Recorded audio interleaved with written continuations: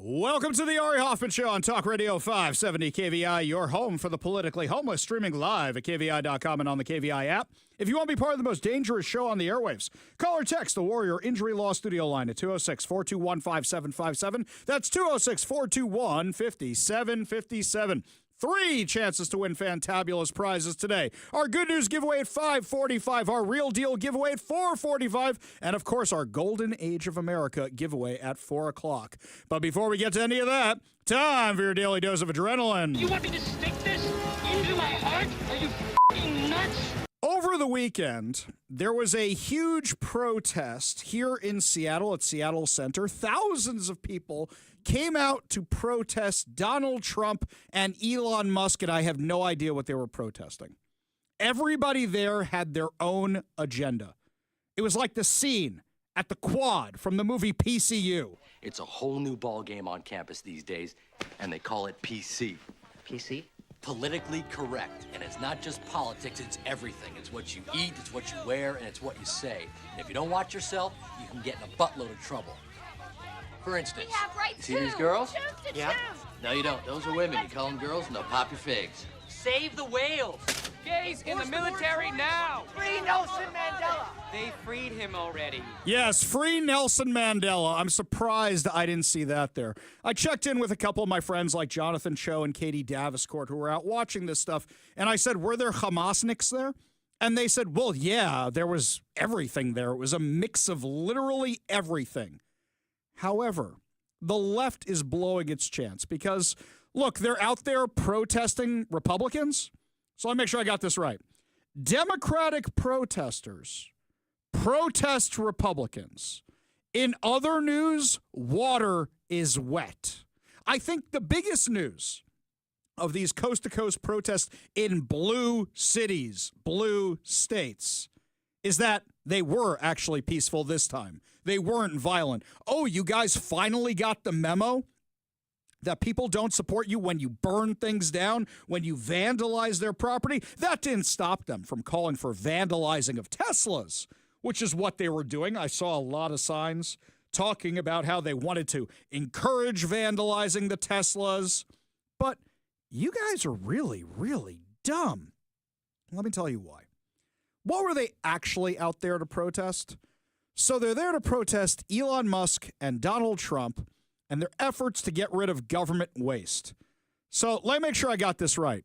You're protesting for more government waste, and you think that's going to win you the next election? They're protesting against deporting criminal, illegal immigrants, and you think that's going to win you the next election? These are 80-20 issues. After what the stock market did on Thursday and Friday, because these protests were Saturday and we hadn't had Monday yet, and we hadn't had what happened with the Nikkei on Sunday yet. You guys had a golden opportunity to say, Republicans, join us. It's finances. It's the economy. That's what you claim you're always worried about. And instead, you're back to taking the 20% side of the 80-20 issues. Is this going to convince anybody? No, it just seems stupid. What is this, the new version of the Women's March without the pink hats? That's kind of what it seemed like, and it really didn't seem to move the needle at all. So great, you got a bunch of people there, and I'm sure a lot of them are grassroots activists, and by that I mean they are as old as the grass, as the dirt that the grass grows from. Because did you notice how many old people are there? Does this mean that they have lost the youth vote? Or is this a bunch of aging hippies who are trying to relive their glory days? Or is it people who need a few extra bucks?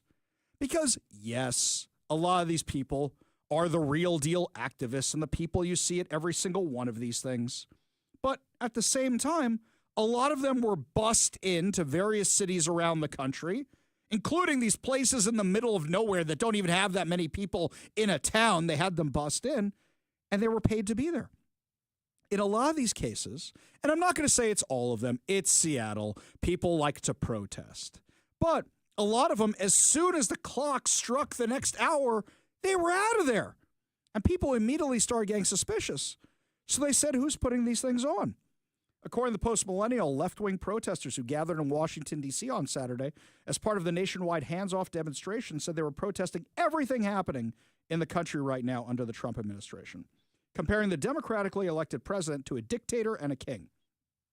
Turning Point USA Frontlines reporter Monica Page interviewed several demonstrators at the Washington, D.C. protest near the Washington Monument. When asked what their top issue was, a number of attendees simply responded by saying they were protesting everything. Now, leftist protesters not knowing what they're protesting, not really anything new. Okay, we'll go with that for a second. When I was interviewing people in the autonomous zone, they didn't even know what they were there for, or they were there for everything. Several protesters claimed they were speaking out against what they claimed was a decline of democracy in the U.S., with one stating the current administration is the antithesis of democracy.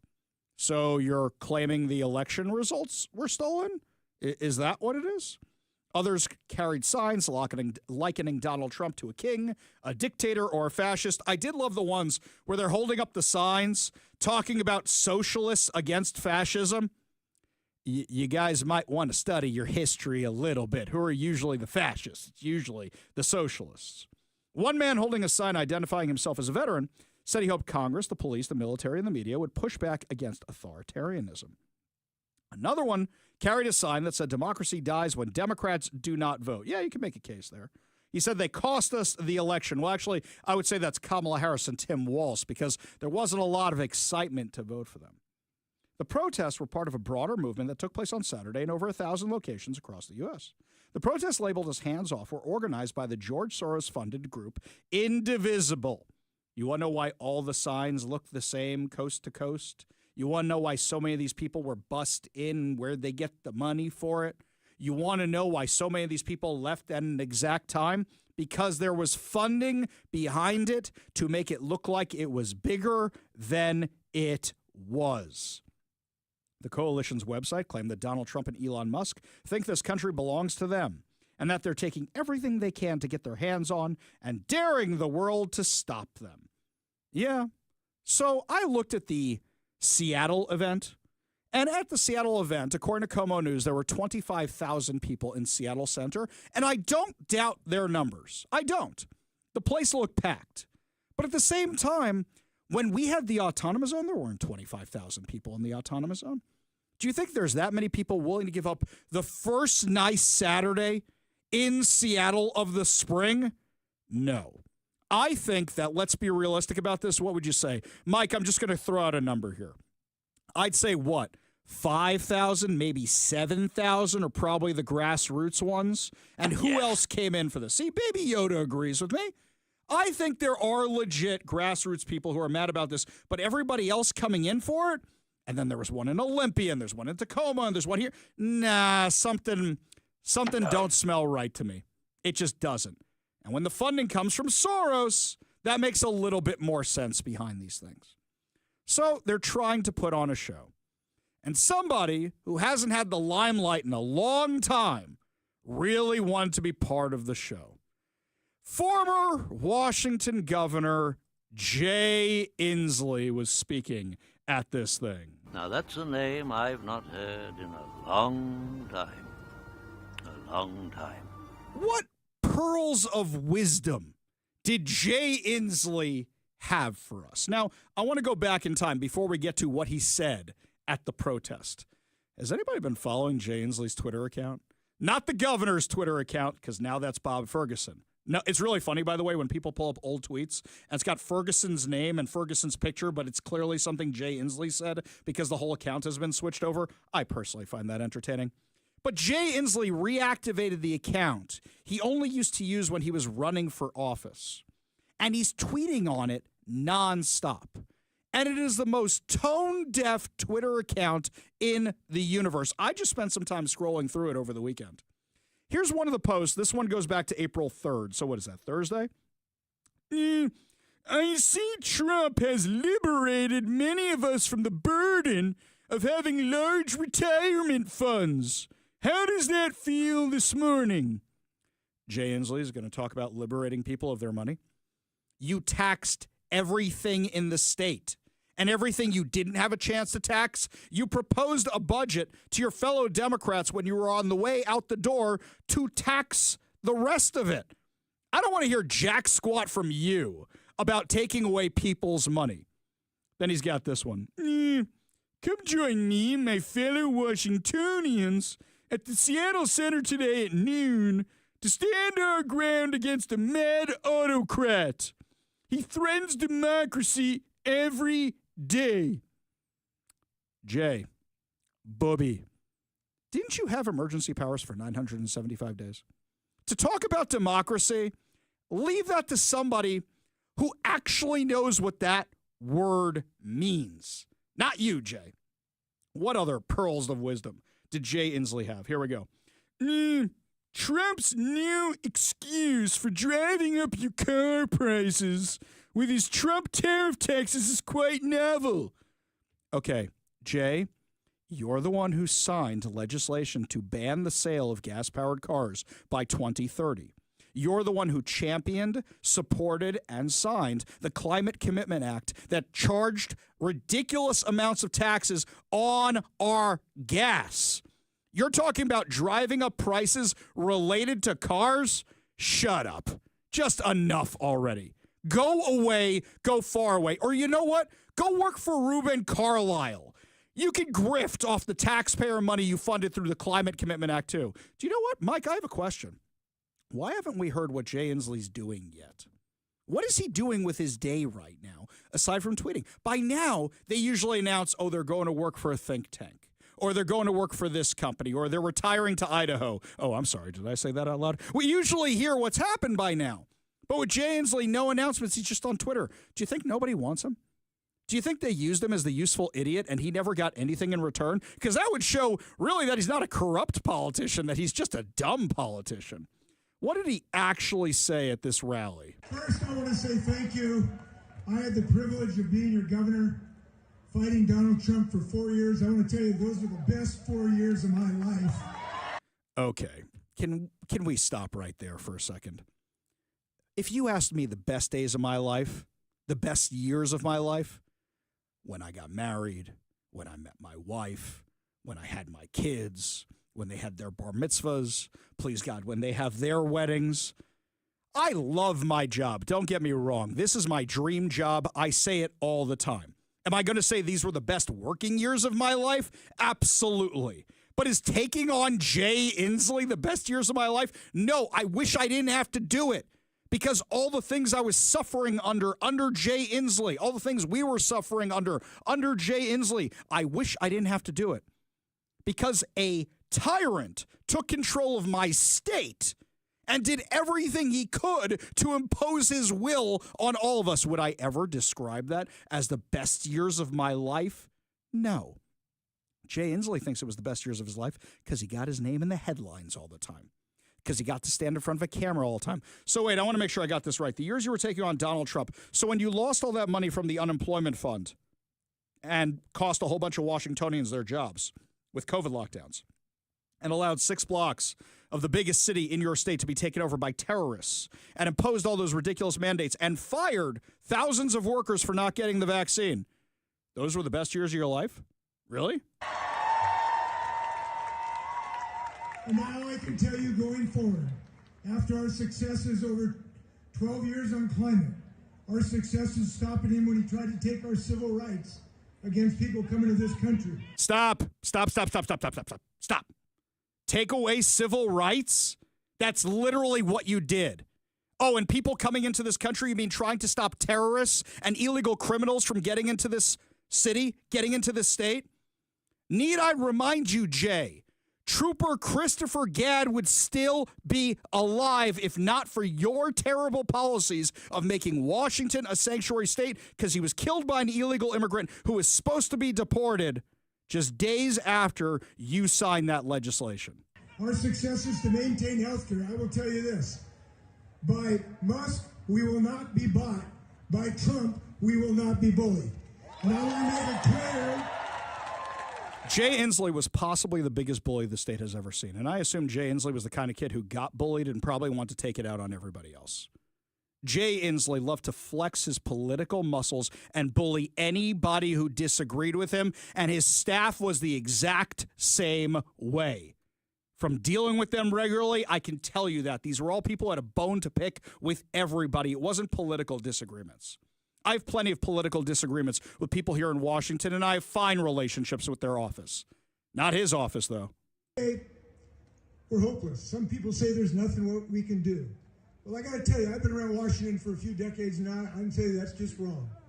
People said that about civil rights in the 60s, but we marched and we got civil rights. People said that about Vietnam in the 70s, but we marched and we stopped the... Did Jay Inslee march in the civil rights movement? Did I miss something there? Did Jay Inslee serve in Vietnam? Did Jay Inslee protest Vietnam? Wasn't he like a little kid back then? I'm just asking how old he actually was at that time. Wasn't he playing football or basketball or something for UW at that time? Vietnam War. People said that. People said that in Wisconsin against Musk $25 million, and we won Wisconsin last week. We can. Jay, I hate to break it to you, Booby, but you know that in Wisconsin, that 80% of people voted for voting rights to make sure that there's voter ID, and that's something you oppose here in Washington. You won one election, not all of them, Jay. And if you think that's going to translate, once again, you're on the wrong side of the issue. When the majority of people say they want voter ID laws and you oppose that, once again, you're on the wrong side of history again. We can and we must be out in the streets. We've got to do everything, everywhere, all the time. Stand up, stand proud, stand together. Wait a second. That sounds like he's calling for an insurrection. That sounds like he's calling for more protests, and now you know why he didn't shut down the autonomous zone. Now you know why he didn't send in the National Guard to break up protests. When did he send in the National Guard? He sent them in unarmed after the riots that destroyed downtown Seattle were already over. Jay Inslee wants to be out there in the streets, but he doesn't really want to be out there in the streets. He wants his foot soldiers going out there and doing that kind of stuff. He doesn't want to get his own hands dirty. That's Jay Inslee. That's the guy who was leading this state for 12 years. And is there a single thing that is better in this state because of Jay Inslee? His policies were so bad that a leftist like Bob Ferguson had to undo some of them. You know, like how Jay Inslee on his way out the door wanted to release a mass murderer and Bob Ferguson had to undo it? You mean that his climate policies were so bad that they destroyed our transportation system, most notably our ferries? And so Bob Ferguson had to come in and say, we can't buy the hybrid ferries. We need real ferries. We need diesel ferries because this was a pipe dream and it ain't happening. Jay Inslee is just trying to stay relevant. And a lot of these protesters are just trying to make 2020 happen again. But you know what? People have had enough of that. They're on the wrong side of the issues. They're on the wrong side of history. And I think people are fed up. So I want to ask everybody here a question. Do you think these protests will actually accomplish anything? Do you think the vandalism of Teslas has actually accomplished anything? Or do you think it's driving more and more people to the right? Because I'll tell you, if they had gone with the economy, some people might go, yeah, you know, I kind of agree with you with this tariff stuff. But that's not what they did. Instead, they doubled down on everything that cost them the election in 2024. Do you think these protests are going to have an impact? Do you think the Tesla vandalism is going to have an impact? One way or the other, you give me a call or a text. 206-421-5757. That's 206-421-5757. We go to the Warrior Injury Law Studio line. Take a call from Leonard in Shoreline. Leonard, what's going on, man? Hey, nothing much. Hey, I just wanted to let you know that protest that you were talking about that happened in all 50 states called the Hands Off Movement, which means, Elizabeth Warren, a.k.a. Pocahontas, led a group of people back east to tell Donald Trump, hands off our democracy. Well, I got news for the Communist Party, which is the Democrat Party. You keep your hands off illegal immigrants, or because we're going to deport every single one of them, and you will get jack nothing. Yeah, that's the thing, is that right now they're on the wrong side and they don't understand why they lost the election. They think attacking Donald Trump and Elon Musk is going to work. It's not. And they're blowing all the opportunities they have to attack them on things that they might actually get some people agreeing. There's a lot of people freaked out by what's going on in the stock market right now. That would have actually gotten them some traction. But instead, how dare you cut government spending? How dare you deport illegal immigrants? We need to be out in the streets. Leonard, appreciate the call. Appreciate you being part of the show. You want to be part of the show, give us a call or a text at 206-421-5757. That's 206-421-5757. And when we come back, my friends, the lunatics around here in Seattle, even though they're facing a $300 million budget gap, want to memorialize the BLM riots and the deadly autonomous zone. We'll give you the details when we come back. You're listening to the Ari Hoffman Show on Talk Radio 570 KVI.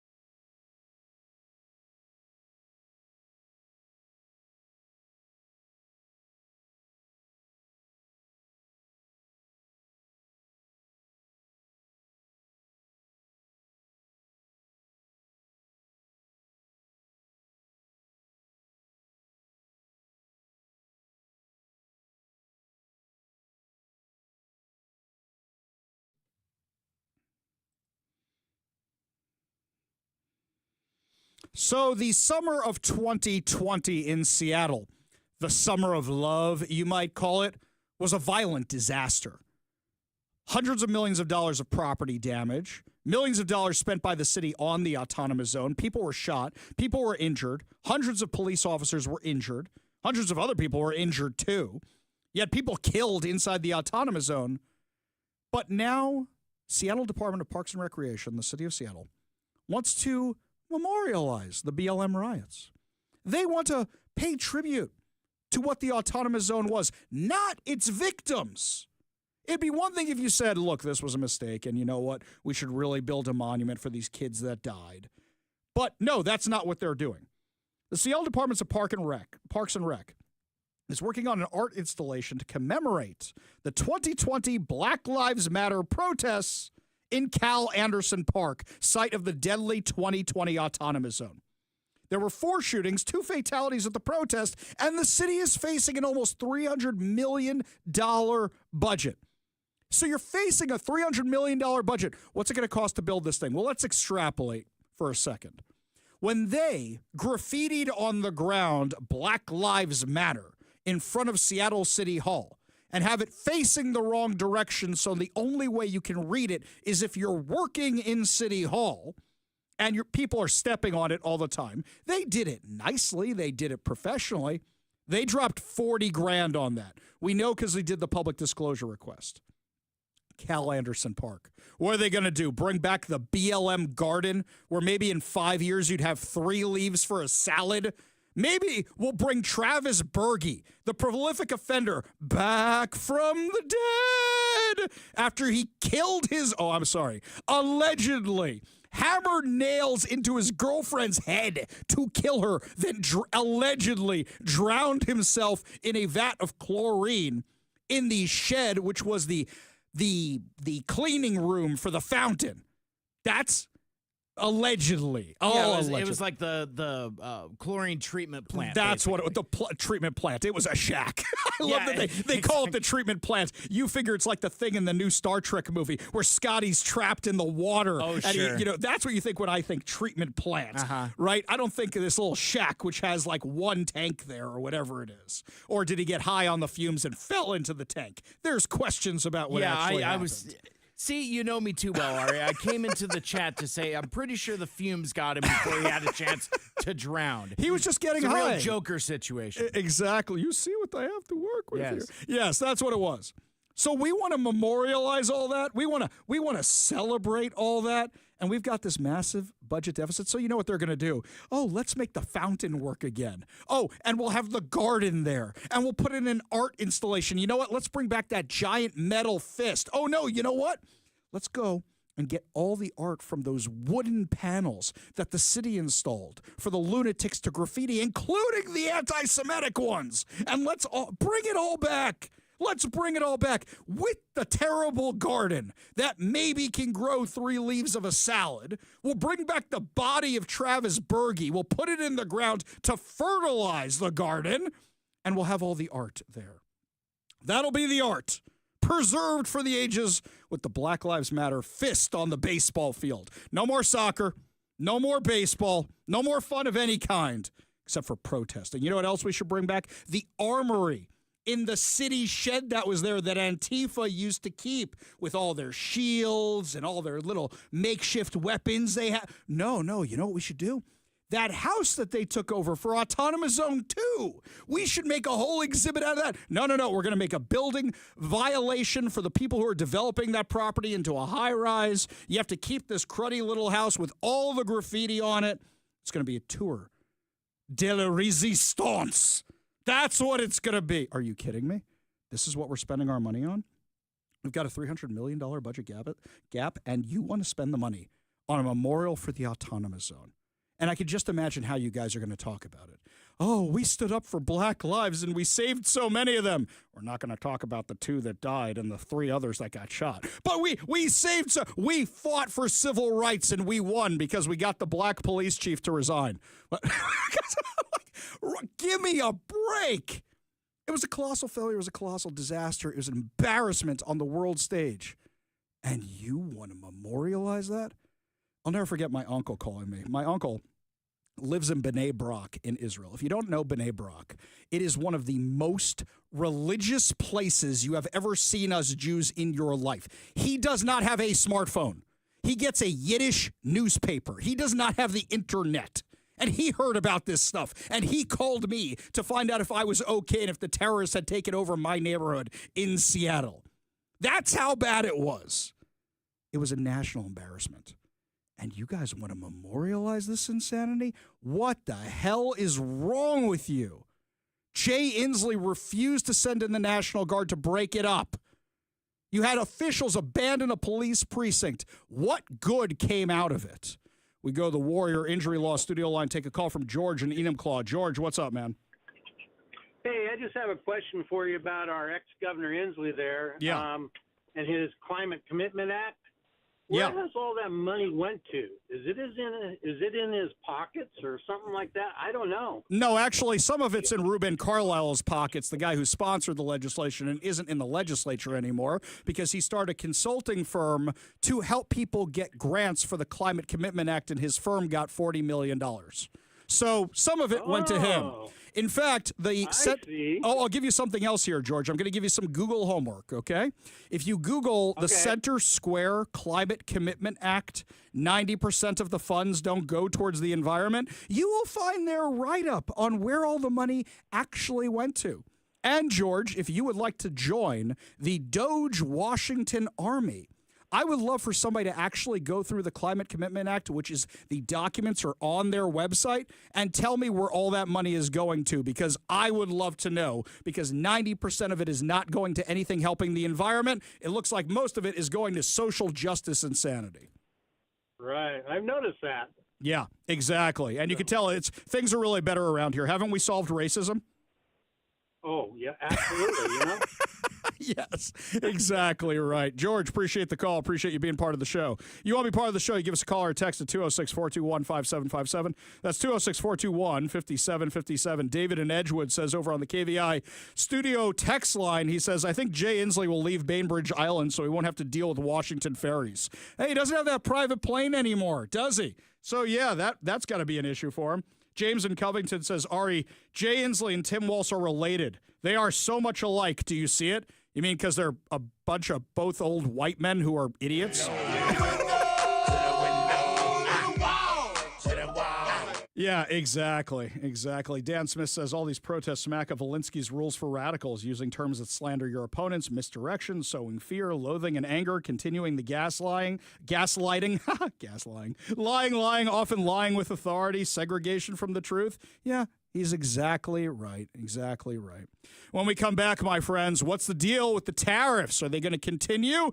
Benjamin Netanyahu is in the Oval Office today, the first world leader to meet with Donald Trump about him. Are we hearing good news? We're hearing bad news? What's going on with the stock market? We'll give you the answers when we come back. You're listening to the Ari Hoffman Show on Talk Radio 570 KVI.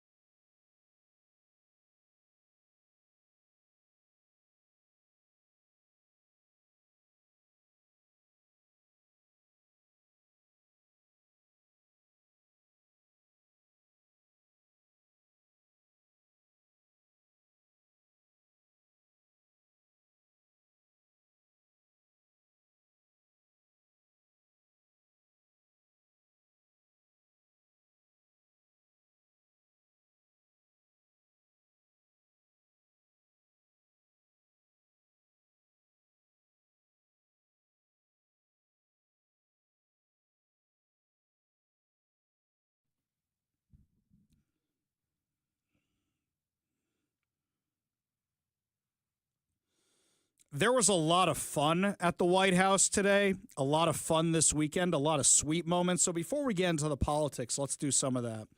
You remember at the RNC when Donald Trump promised the Golden Age of America? Well, we have our Golden Age of America contest coming up at 4 o'clock, so make sure you're listening for the keyword then. But also remember when J.D. Vance said he wanted to celebrate his mom's sobriety at the White House?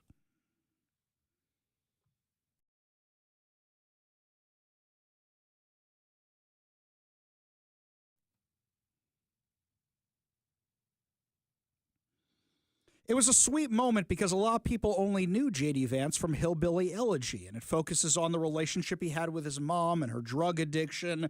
That was a tough movie to watch. And like I say all the time, it's one of the rare instances where the movie's better than the book. Go check it out. I believe it's still on Netflix. Definitely worth a watch. Well, over the weekend, guess what they had?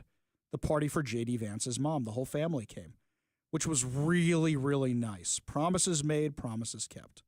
Also today, the Los Angeles Dodgers, who I don't like very much because they abandoned New York, and my father still holds it against them. But I also don't like that they destroy my Mets on a regular basis. But they won the World Series, and they deserve their trip to the White House. I did think it would be pretty funny if the Mets actually won the World Series while Trump is in office, because Trump's actually a Mets fan. His parents were huge Mets fans, and that would be a lot of fun to watch.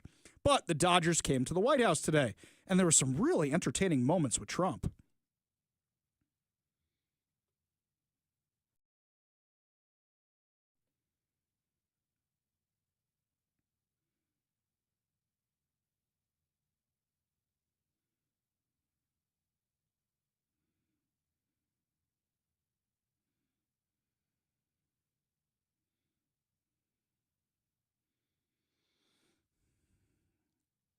Trump always sounds like he's having fun.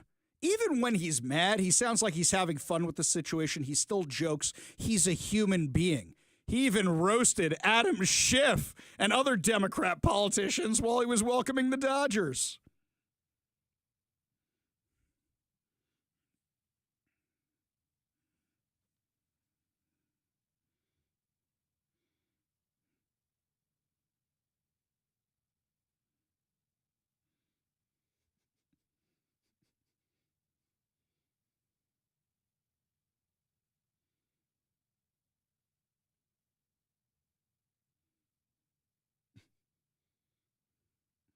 He's funny. I love it. He's always entertaining. We elected a stand-up comedian as a president. It really is a lot of fun. The fun is back.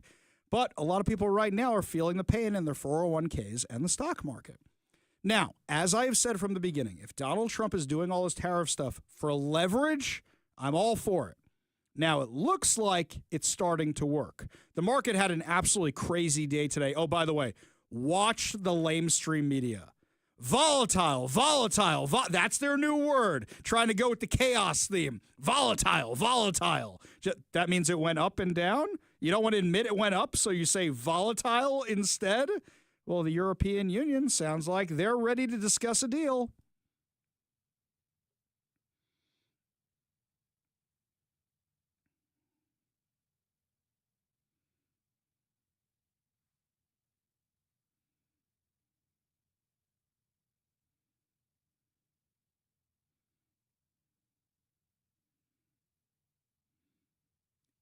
Okay, so let's make a deal.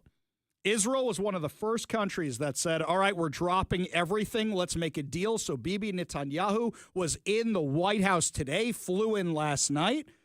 And here's the thing. The market reacted to this as well, because depending on how this meeting goes, and Bibi Netanyahu's in town through Tuesday, depending on how these talks go, could be a sign of how it's going to go with other countries as well.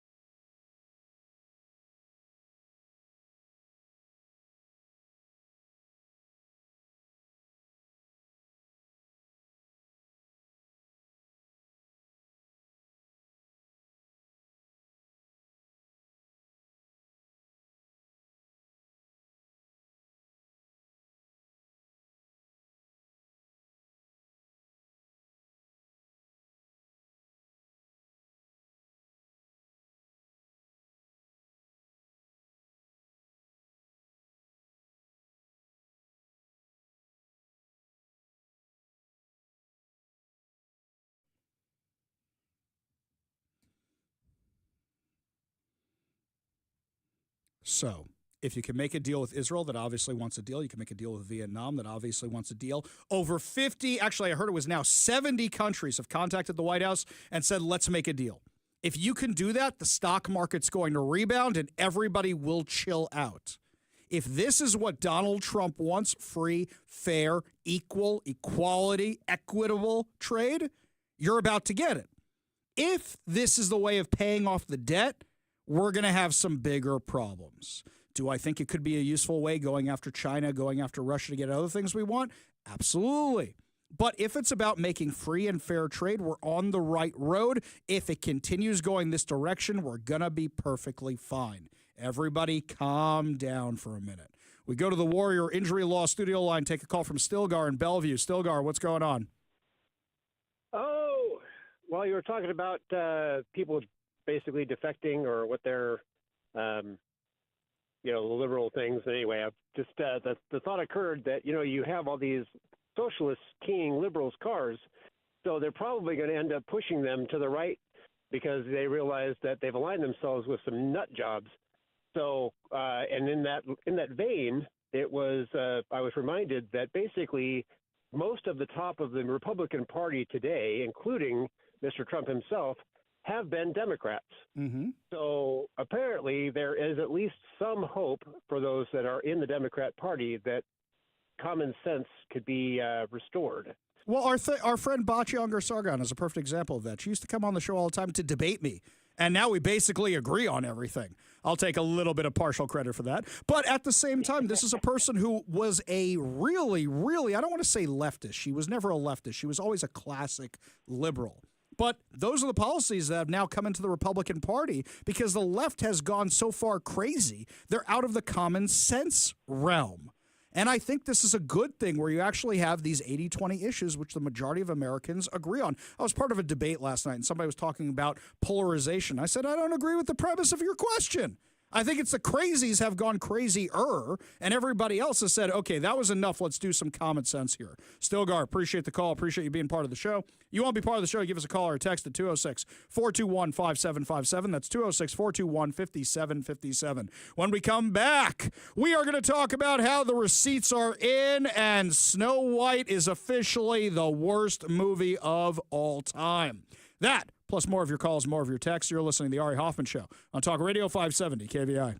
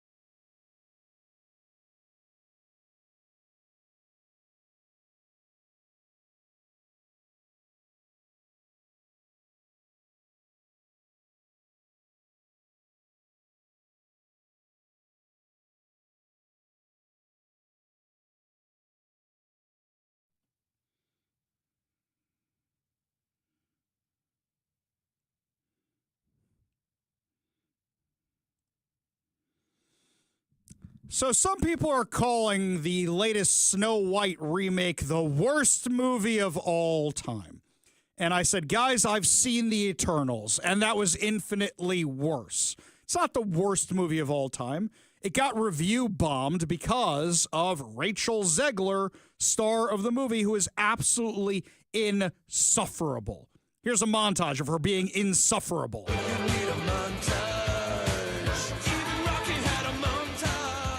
Love that. I'm obsessed. Oh my god. Yeah. And what drew you to this movie? If I'm going to stand there 18 hours in a dress of an iconic Disney princess, I deserve to be paid for every hour that it is streamed online. I get stopped for photos every time I'm online for the Snow White ride, and it is I have to pretend like, oh god, well, crazy that we're in front of this. Wait, how often are you in line for the Snow White ride? I'm a narcissist. They think it's like I'm standing there waiting for the photo op, being like, well, you kind of are, you know. No, I guess. And to everyone who hates when I win, the winged victory came to the Louvre in pieces, and people still line up to see her. And I can only hope that despite my flaws, and despite my cracks and my breaks, and there are many of them, that at every premiere and everything I do, people will wait in line to see. There are no lines. Nobody's waiting to see you. Nobody went to see the movie. The movie's on track to lose $115 million. Now, this isn't even the biggest loss ever in Hollywood. You remember Waterworld? Waterworld lost $175 million at the time. Adjusted for inflation, that is $480 million. It's not even the biggest financial loss. Is it the worst movie ever? It may be the worst rated on IMDb because people ratio bombed it. But at the same time, Rachel Zegler torpedoed her own movie. She torpedoed it through her anti-Semitic comments, through her anti-Trump comments, through just sucking. And for the movie not being good. You did this to yourself, lady. You jeopardized and torpedoed your own movie. I have a box office report here, Ari, for us. According to Box Office Mojo, a working man continues to beat Snow White at the box office. We should not be saying that. We should not be saying that. It's true, but though. It's so Don't funny. make me start the chant. Stat ham. Jason Statham beats Snow White at the box office. Single-handedly with a crowbar. Yes. Oh, no. I could have used more construction-themed weapons in that movie, but that's neither here nor there. In fact, a Working Man still number 2 at the box office with $7.3 million. Snow White number 4 at the box office Because nothing else is with out. well, there's a Minecraft movie. Ah, yes, the Minecraft movie. Yeah. There's no movie out. That movie made Of course it did. $157 million. Kids movie makes money from Disney or whoever put out the Minecraft movie. Anyway, lots more to discuss as the show continues. When we come back, your chance to be part of the golden age of America. Plus, is the mainstream media finally picking up on how insane our local Democrats are? We'll give you details when we come back. You're listening to the Ari Hoffman Show on Talk Radio 570 KVI.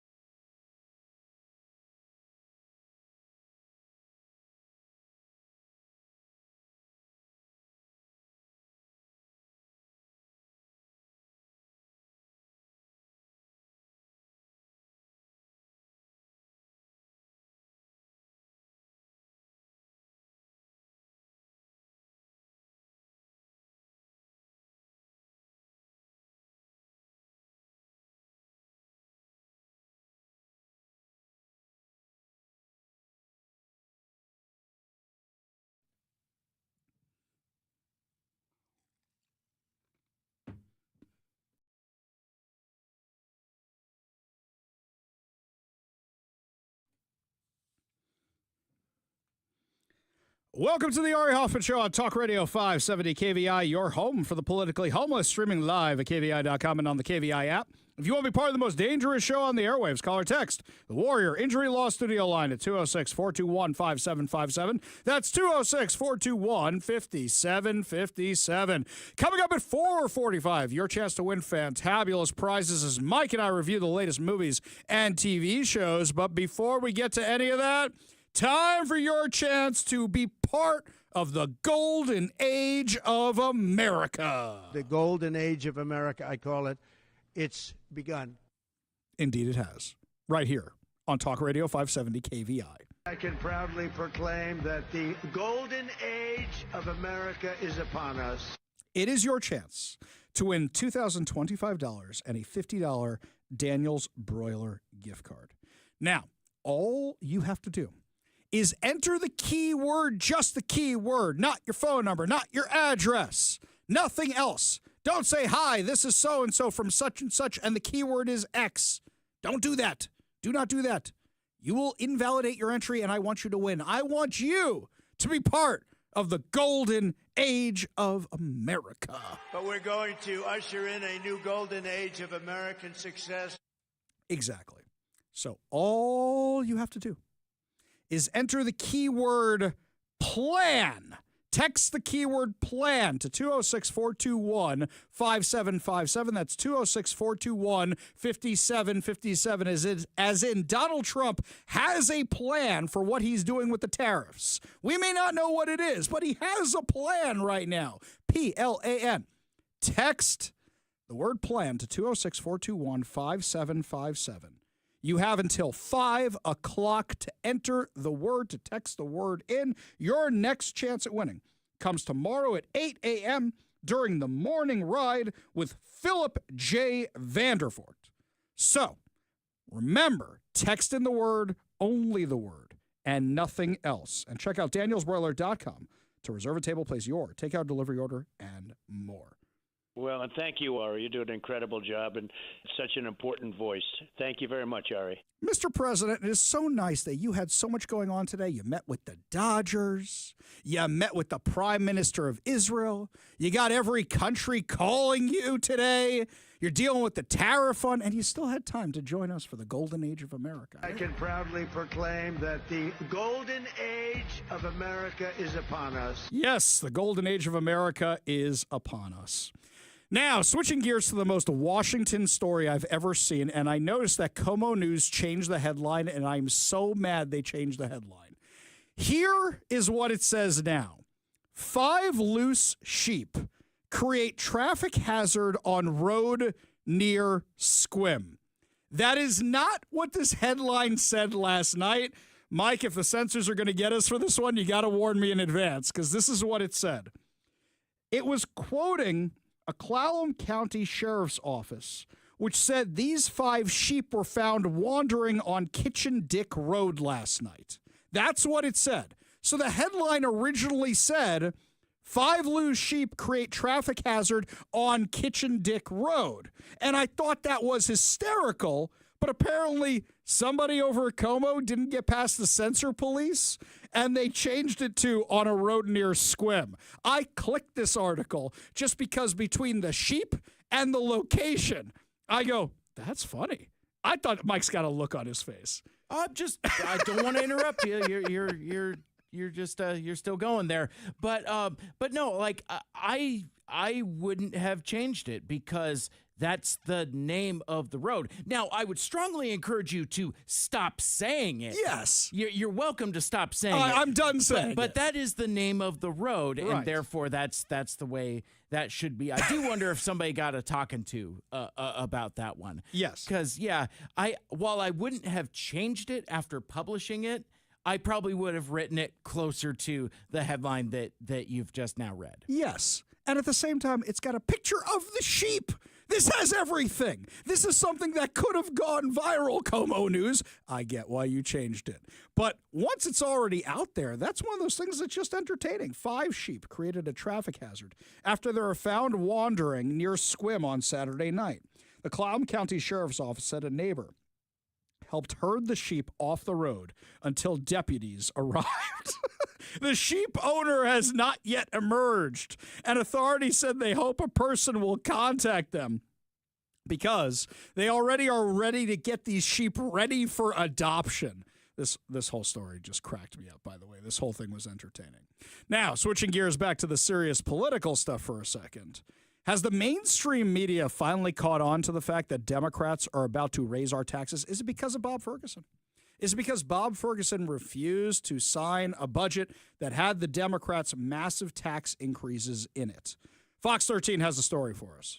Meanwhile, Washington state Democrats have proposed a long list of taxes to plug a multi-billion-dollar budget deficit. Today, a group of business organizations, including the Seattle Metro Chamber of Commerce, says some of those taxes will hurt not just big companies, but small ones too. Fox 13's Shira Matsuzawa has their plea for state lawmakers. Well, those organizations are working together because they say they're urging lawmakers to address the projected $13 billion state budget shortfall without raising taxes on businesses, especially small and mid-sized businesses, which they say are the lifeblood of the economy. I'm really worried about the proposed taxes in the Washington House and Senate budgets. For a small business, it sometimes feels like death by 1,000 cuts. Amelia Cook owns manufacturing company Goodwin's Composites in Mount Vernon. She says businesses like hers have already felt the impacts of taxes and inflation, and she's concerned about what's to come. A business can grow revenue to cover costs like that in two ways. We can raise prices, which we've done, or we can get new customers. Raising prices, as Elena said, only goes so far. Which is why she's among those speaking out during a briefing on Thursday. If approved, the revenue proposals being considered at the state level would result in the largest tax increases in state history. Over the past decade, the state operating budget has more than doubled, with a 37% increase in just the last 4 years, far exceeding state increases in population, inflation, and personal income, threatening our economic stability. CEO of Ascend Hospitality Group, Elena Morris, says since 2020, she's closed 6 restaurants in Washington state alone. The fact is, continually rising state and city minimum wage and ever increasing real estate taxes are overburdening my businesses. These perpetual increases, along with these now proposed tax hikes, could truly be the nail in the coffin for many small and mid-sized businesses. Thursday's call comes after the 4 organizations sent a letter to Governor Bob Ferguson, along with Washington senators and representatives, asking them to review and revise the recent tax and budget proposals.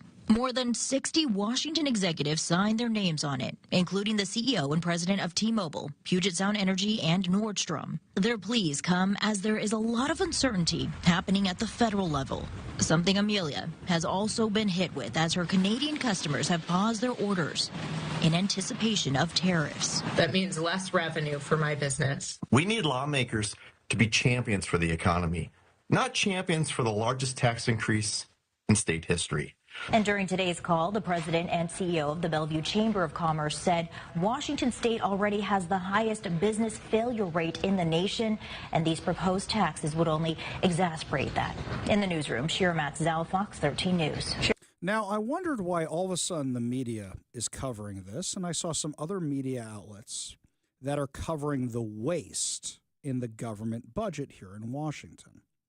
And I thought to myself, why are you guys finally doing this? Well, number one, the payroll tax is going to hit the media outlets as well. So maybe they want to try and stop it. Last week, we were all excited because Amazon, Microsoft, Boeing, all these companies came out and said, no, you got to stop this. Well, first of all, these are the same companies that endorsed these people or funded these people to begin with. You're surprised they did this? They did it once already. Last time you guys did the same thing. You came out and said, well, if you do this, we're going to move. And they did it anyway. And then you still funded their campaigns.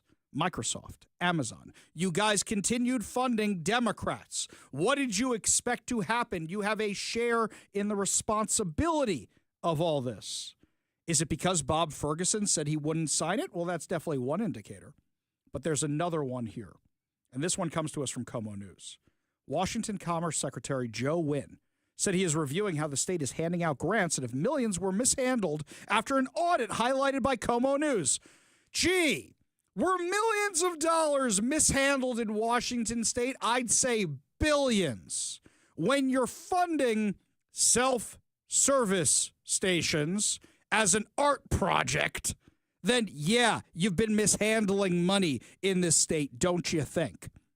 Here's something else. When Governor Bob Ferguson comes up with $4 billion worth of cuts, not enough in my opinion, but I give him credit for at least doing that. And the Democrats say, no, we're not even going to do that. We're just going to tax our way out of this. Yeah, you're mishandling some money when you have out-of-control spending.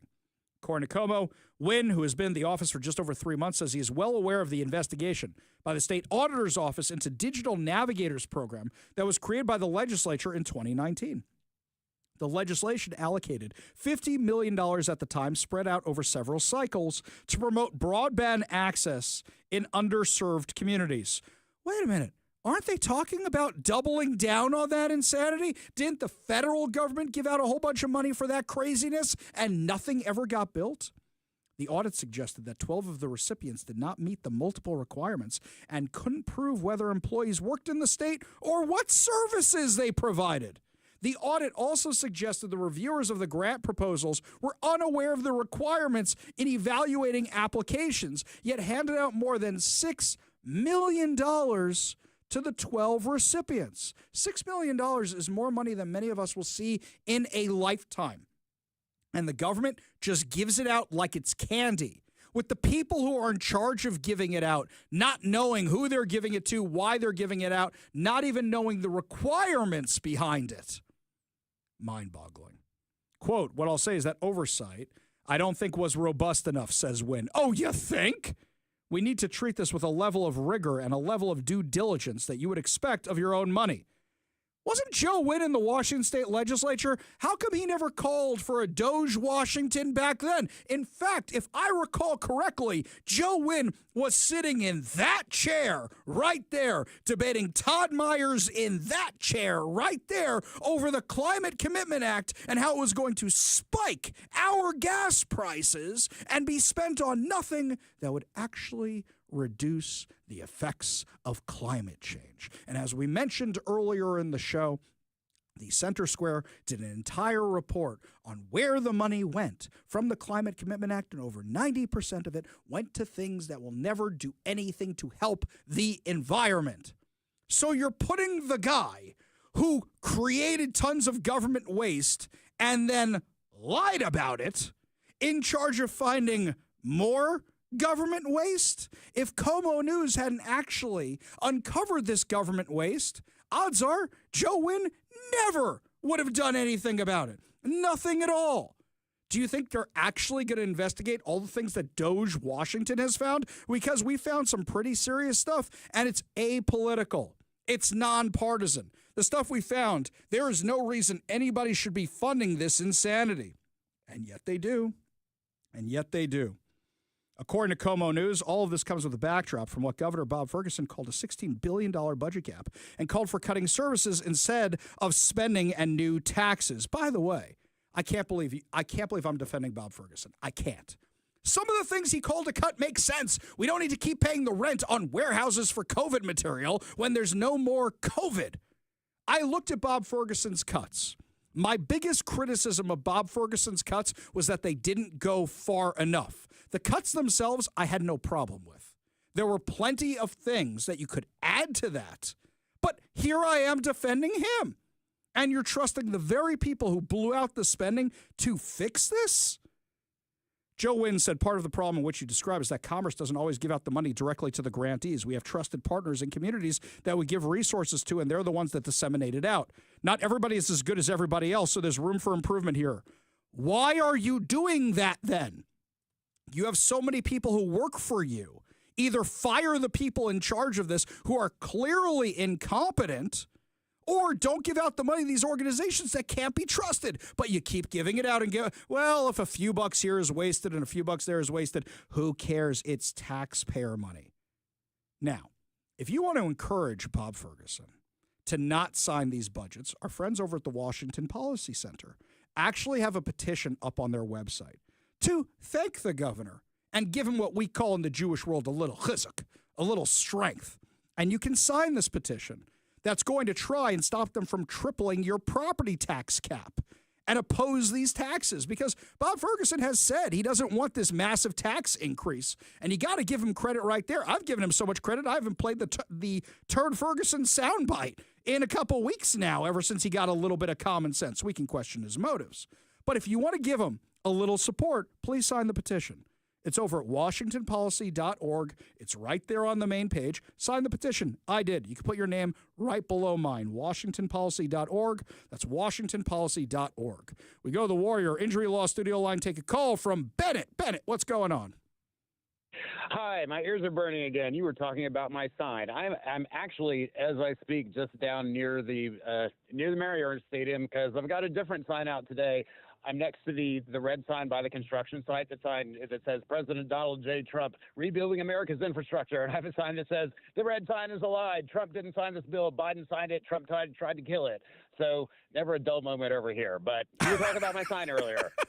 So I don't remember talking about your sign earlier, but I'll take your word for it, Bennett. I don't remember mentioning it. I'll take your word for it. And actually, yes, you're correct. That was something that Joe Biden signed, not Donald Trump. However, anytime there's a president in the next administration, they always take credit for that kind of stuff. They always say, oh, this was paid for by this, and this president is doing this for you. So I think that's, I would say, apolitical that they both lie about what they're spending the money on. Would you agree? Well, I think this one was particularly blatant because while Trump was out of office, he actually campaigned to kill the bill. He called a whole bunch of senators and congressmen and basically like read them the riot act, trying to get a vote against it. And then after it passed anyway, he said like this is something along the lines of this, catastrophic. For well, hang on. Let me ask you this then: So, if it's still going forward and Doge hasn't cut it yet, would you then give him credit for keeping it in place?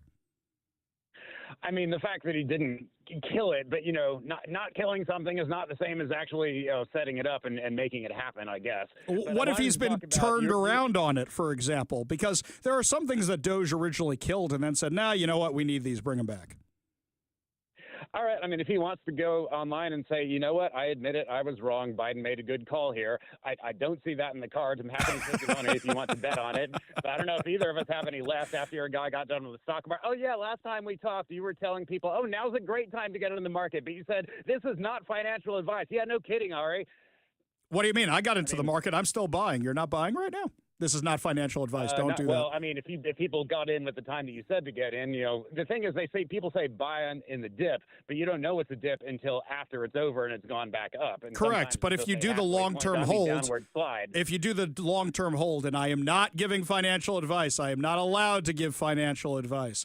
If you do the long-term hold, you're going to be fine eventually. Now, the people who are retiring tomorrow, that's a problem for them. I agree 1,000%. But I would say there's a lot of people buying in right now. I know I am. Well, I think you said something about, like, why weren't there more signs to protest about the economy? And I actually saw quite a few about tariffs. I mean, consider how badly you have to screw up on tariffs for smart-ass protesters to be making snarky signs about your tariff policy. And there were plenty of them on Saturday. I mean, part of it was because he tariffed an island that's inhabited only by penguins, so that gave people an angle to make I love the penguin meme. The penguin meme was awesome. Did you see the penguin meme? I was kicking myself afterwards. I didn't make like the penguin meme. No, the penguin meme was great. I'll say this, Bennett. I'll say this, and then I got to go. But I'll say this regarding the tariff thing. From what I saw in the news, and you were there and I wasn't, from what I saw in the news, and of course the news is going to focus on the more insane ones, right? Like, for example, your signs are relatively sane when you go out there. I didn't see your sign. You were saying earlier, the one you were saying was like pro-Cybertruck vandalism because you watched Cho's video. That was my sign. But No. I wasn't talking about that one. There were other ones that were like, here's how you do it.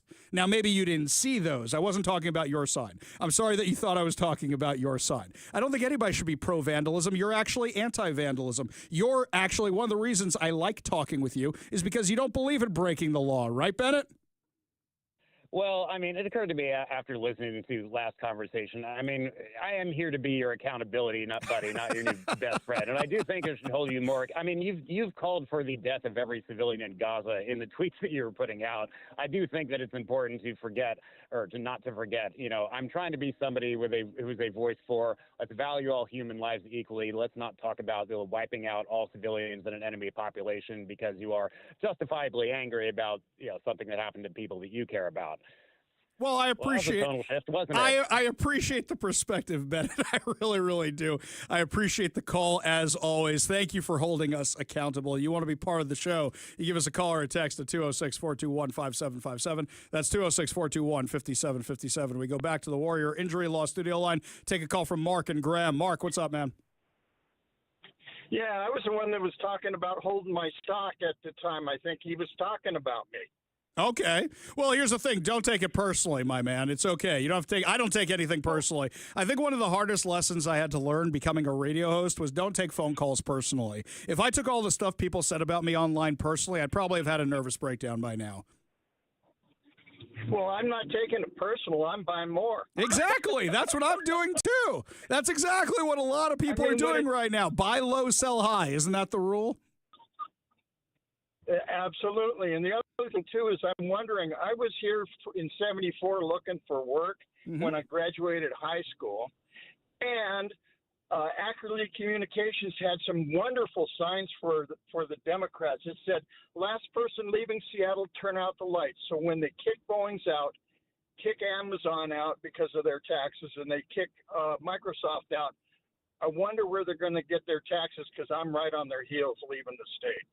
If I recall correctly, that sign, that billboard they put up was specifically regarding all the Boeing layoffs that were happening at the time. I think that's why it was originally put up with everybody leaving. So, yeah, we might be doing that again. Mark, appreciate the historical context. Appreciate you being part of the show.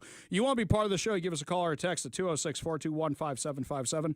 That's 206-421-5757. And when we come back, my friends, perhaps one of the reasons so many people are financially illiterate is because we have another survey coming out telling us how bad the scores are in our very own public schools here in Washington. We'll give you the details when we come back. You're listening to the Ari Hoffman Show on Talk Radio 570 KVI.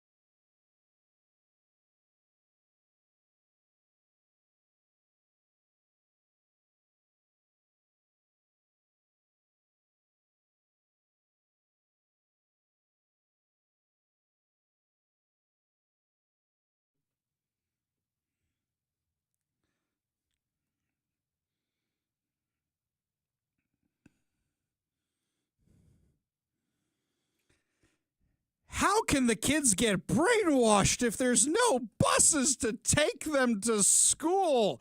Is a bus driver strike about to take out education in our area? Give a listen to this story. Right, those drivers reported to work as usual here this morning, telling me that they know just how important their jobs are to all of the families that they serve. But how long are they willing to remain behind the wheel, waiting for a contract resolution with First Student? And I said, hey, possibility. I said, nobody wants to strike, but that arrow's in the quiver. Even though the union membership authorized a strike, drivers still reported to work as usual. I think that's great for the kids. I think that really reflects on the drivers, knowing how important their work is, but I still stand behind anything that they need. Local Teamsters 174 accused First Student of refusing to continue bargaining. First Student told me in an email they have been bargaining in good faith since January. The contract expired March 31st, but First Student said the next bargaining session is still 4 weeks away. Yes, it must be stated, First Student is a for-profit company that has won the contract for the Seattle School District, and any dollar that doesn't go into our pocket goes into theirs. Seattle Public Schools alerted parents to the situation in a letter that also stated the district does not expect any disruption, but they are preparing contingency plans just in case. And I think that what the union is doing is what the drivers want, and it is in our best interest, which ultimately leads people like me to say, let's get these kids to school. First Student issued a letter to drivers to clear up confusion, but that letter also stated they are disappointed in the strike authorization. And it said any interruption to service would be not only disruptive to SPS families, but also detrimental to your livelihood. These things flare up, and then they settle down, and then we get on with getting kids to school. Now, First Student did say that their most recent contract offer to the union included better pay and more holidays off. Now, the two main sticking points are a retirement pension plan and a program that offers drivers extra money for out-of-town trips. Perhaps the biggest unanswered question at this point is just how long contract negotiations will go on and why there's not a bargaining session scheduled right now for at least a month. Live in Seattle, Denise Whitaker, Como News. Now, this is a rare time for me. I'm not on the union side and I'm not on the company side. I hate the First Student Bus Company. I can't stand them. I've had bad experiences with them from when I used to run youth programs, but then the problem was they bought up every other company I used to use. So you got stuck going back to them. There's this other company called Zoom, Z-U-M, that I see around, and I remember a while ago they had a split contract with First Student for Seattle Public Schools. Personally, I hope neither side wins. I don't want the union to win because I'm not fond of some of the drivers over at First Student. I don't want the company to win because I really don't like the company. But I'll tell you what, I'll give benefit of the doubt to the bus drivers. If somebody from the First Student Bus Driver Company wants to call and give their side of the argument here, I am more than willing to take the union side in this one because I dislike First Student so much. But here's the main thing. Seattle Public Schools doesn't have enough problems going on right now. The bus company doesn't have enough issues going on right now. How many other problems are they going to have over there at Seattle Public Schools? Well, let's go with this one. Como News is now reporting on the horrible, horrible grades over there. State and federal education spending for K-12 schools in Washington is way up, but test scores in 4th grade reading and 8th grade math are dropping. On Friday, this Georgetown University Research Center presented the test score data, which they said has been trending down for a decade. For a decade. So it's getting worse and worse and worse and worse, and yet we keep funneling more money into it. Clearly, money is not the solution. We show, according to this report, K-12 spending is up 110%, costing over $20,000 per student. And what do we have to show for it? Maybe it's because you're investing in all this DEI garbage as opposed to actual class time. Maybe it's because you spent all your COVID money on things aside from supplementing all the learning loss. But you're losing more and more students because so many are transferring out and their grades are getting worse and worse. Well, I guess it's a saving grace that they can't get to school with the buses because then you guys can't give them a terrible education anymore. Maybe then the parents will finally say enough is enough and put them in a different kind of school.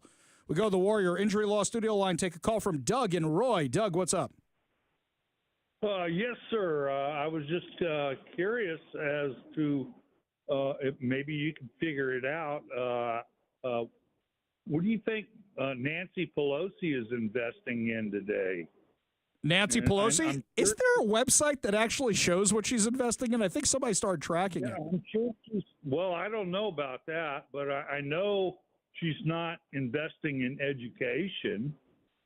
Yeah. And I don't think I would invest in education right now either. Well, the question is, what is she investing in? Anybody look up Paul Pelosi's trading right now? Somebody want to go see what he's investing in? We can find out real quick. Doug, appreciate the perspective, man. That's an excellent point. What are the politicians investing in? That's something we should all be looking into right now. Lots more to discuss as the show continues. Many of you have asked how you can be involved in Washington Doge. Well, Glenn Morgan, our friend from We the Governed, is actually running trainings, and he's going to tell you how you can join the movement when we come back. You're listening to the Ari Hoffman Show on Talk Radio 570 KVI.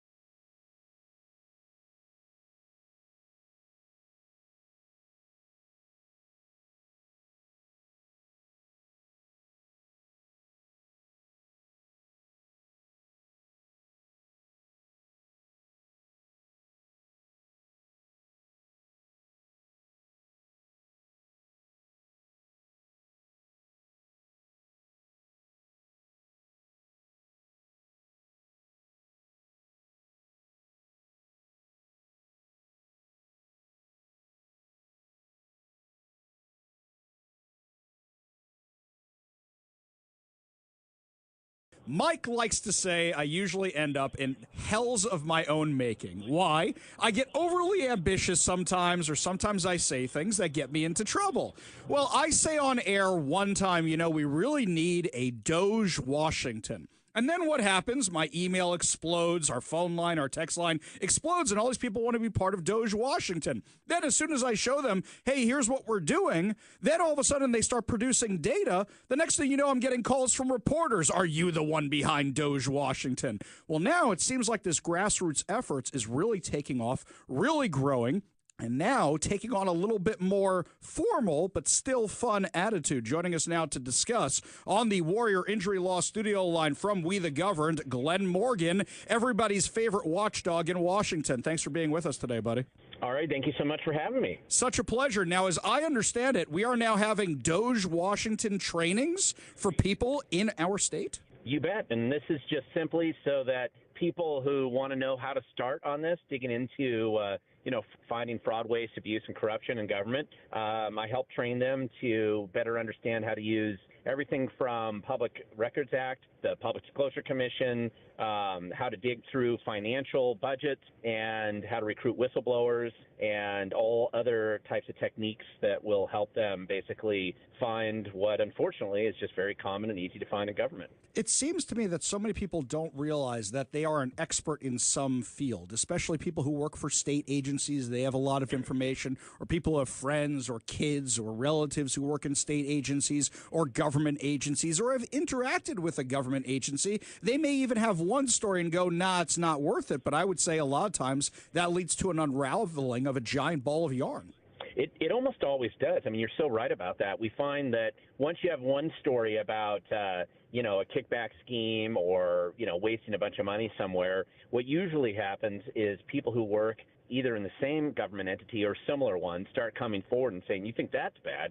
Wait until you see this, or here's what makes it even worse. So a lot of times, building the momentum on this is the kind of thing that's all it takes. And, we really teach people how to organize teams so you don't feel like you're entirely doing it alone, how to focus, different techniques in looking through contracts and cross-referencing historical data trends on voucher lists. I mean, there's all kinds of basic stuff. I mean, I've been doing elements of this with other activists around the state for over 10 years, so this is nothing new to me, but it's never been branded such a cool name. I mean, Doge Washington is going to be what it's called, and I think everybody has a part to play if they want to.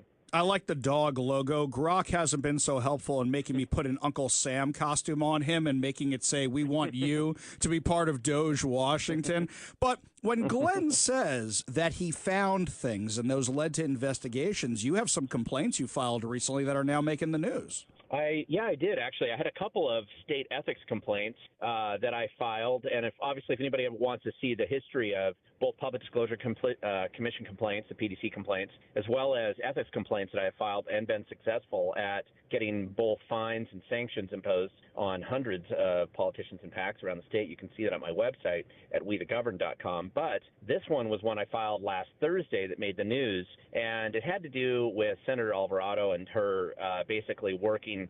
She's a senator from the 34th Leg District, and she works for a company that essentially was lobbying the legislature on the bill that she's promoting and basically profiting from. And it was called Pacific Northwest Market for Enterprise Community Partners. And a lot of these are just groups. This is actually, she's probably not alone on this, and I don't want to give up any other people that'll probably be getting similar complaints, but as you dig into where some of our elected officials work, you'll find that it conveniently happens to cross over sometimes into policies, bills that they propose in Olympia. In this case, for her, it was the rent control bill, HB 1217, that directly profited and benefited the company that she works for, and she's getting paid and essentially lobbying for the same thing, which is illegal under Washington State's ethics laws. So I did file that complaint against her on Thursday. It did make the news. There was another complaint I had filed the week before on the House Democrat caucus for them basically misusing public resources for campaign materials. That didn't make the news as much, but I did a video on it on my YouTube channel at We the Govern, and I'm just going to keep doing this, and more importantly, I'm going to teach other people how to do the same thing. So if you want to learn more, you can go to one of our Doge Washington training classes. I have them posted on my YouTube video that talks about Doge training. In the video description below, I have a Tumwater, a Marysville, and a Tacoma training session already set up. We're setting up another 7 or 8 around the state. And if you missed the first one, you can probably go to another one or get more advanced training for some of the activists that really want to learn how to do this in a more aggressive manner. But this is a good way to get started, and I'm just eager to train more people to get out there and not just sit back, but get involved, show up. And like I always say in my videos, the future belongs to those who show up. So you got to get out there and get engaged, and this is something that most people can probably find a path here that they can work on something to make a difference. And just a second, what Glenn just said is that the original volunteers of Doge Washington were just listeners to my show. who said, we want to do more, and they just started Googling. And some people came to us and said, here's the Washington checkbook account from their own website. And they just started Googling who these companies were and putting in words like immigrant and putting in words like sex. And then the stuff they found was absolutely mind-boggling.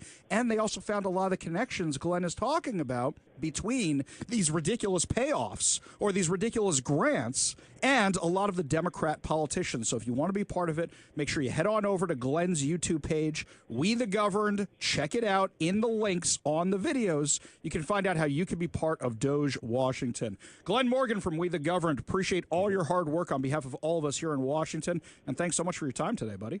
All right, Ari, thank you, and look forward to seeing everybody there. Always a pleasure. We got a whole lot more to discuss as the show continues, including our Real Deal giveaway, your chance to win fantabulous prizes. As Mike and I review the latest movies, you're listening to The Ari Hoffman Show on Talk Radio 570 KVI.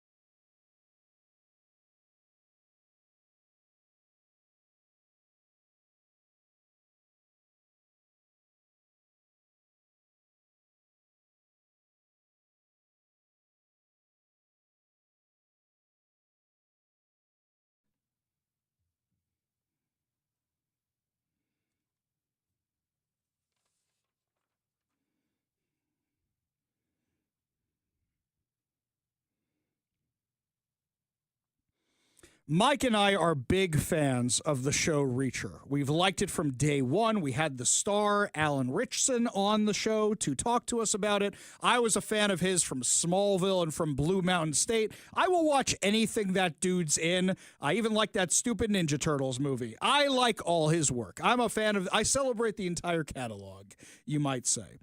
You might even say he's your Jason Statham. Exactly right. Exactly right. Just like your guy. Just like it. Somebody actually had a video clip from the second season of Reacher where they said he would make a great Batman. And originally I thought, well, he's ginormous. And then I thought to myself, well, wait a minute. Batman's actually supposed to be ginormous. So that could actually work. I'd rather him than Robert Pattinson, whatever. This one scene, it's the one where he's fighting in the prison bathroom with all the guys. It actually, yeah, you know what? That's not a bad point. We like the Reacher show. The best part of the Reacher show is also its biggest weakness right now, where it's starting to get repetitive because it's true to the books. So it's the same thing in the third season. Now, again, in the second season, they bring along his little cast of characters, his friends from his past, trying to give you something new. But there's not really much suspense because it's based on books and you know how the books go, but it's a faithful adaptation of the book. So it's a self-fulfilling prophecy. Mike. Yeah, I totally agree with you, Ari, because like this is a quandary of like, are we dissatisfied with the thing that we asked for? So season 3 of Reacher, it's back to basics. He's back on his own. He's undercover. And it has all of the violence and the language and the hard-hitting, gritty, pulpy action that we've come to expect from these shows. And it's a return to form from season 2. And as I found myself watching it, it's good. It's fun. And Ari, I think we're kind of in the minority here because like it's got like 97% on Rotten Tomatoes. It's good. We're not saying it's bad, but I think it's one of two things. It's either the novelty is starting to wear off or the cracks are showing or something, because like Alan Ritchson has never been better in the role. Yeah. It's like he's taken like acting classes in the off season or something, because like he's really growing and developing as a performer and really gelling into this character. But it's one of those things where it's like, I don't know. I almost feel like a petulant millennial where I'm just like, I got what I wanted. I don't know if I want it now. I don't think it's that. I think you're 100% right, and that's a great pickup, that he is becoming a better actor. And his time in the Ministry of Ungentlemanly Warfare, that clearly helped also. The first season, he's just a big galoot walking around. And there's a clear difference between when you watch the two. But I think the problem is it's the novelty issue. Yeah. It has worn off. You know it's a series of books. You know nothing's going to happen to him.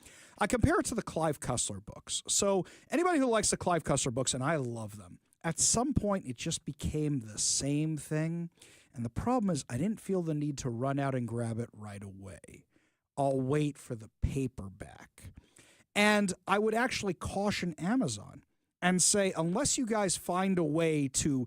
You have to see the new season, which is a little hard when we want you to stay true to the original format. It's going to be the thing where we don't have to watch it right when it comes out.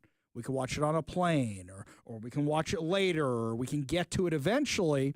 Now, we may be in the minority because, as you said, this has been the most critically acclaimed season with the best reviews, and people who didn't notice the first and second season are noticing this one. So I don't want to sound like a petulant child. I'm just saying find a way to keep it fresh is all. Yeah, I completely agree with you, Ari, because like the series Reacher is now suffering the same problem as the books, as you already said, is it's repetitive. It's the same thing. It's very tropey. And yeah, it's hard to kind of have it both ways. And this season in particular is kind of like the culmination of everything. Like he fights a dude that's bigger than him. Like, oh my God, who could possibly be bigger than Jack Reacher? You know, it's like the stakes are even higher and the adventure is more thrilling.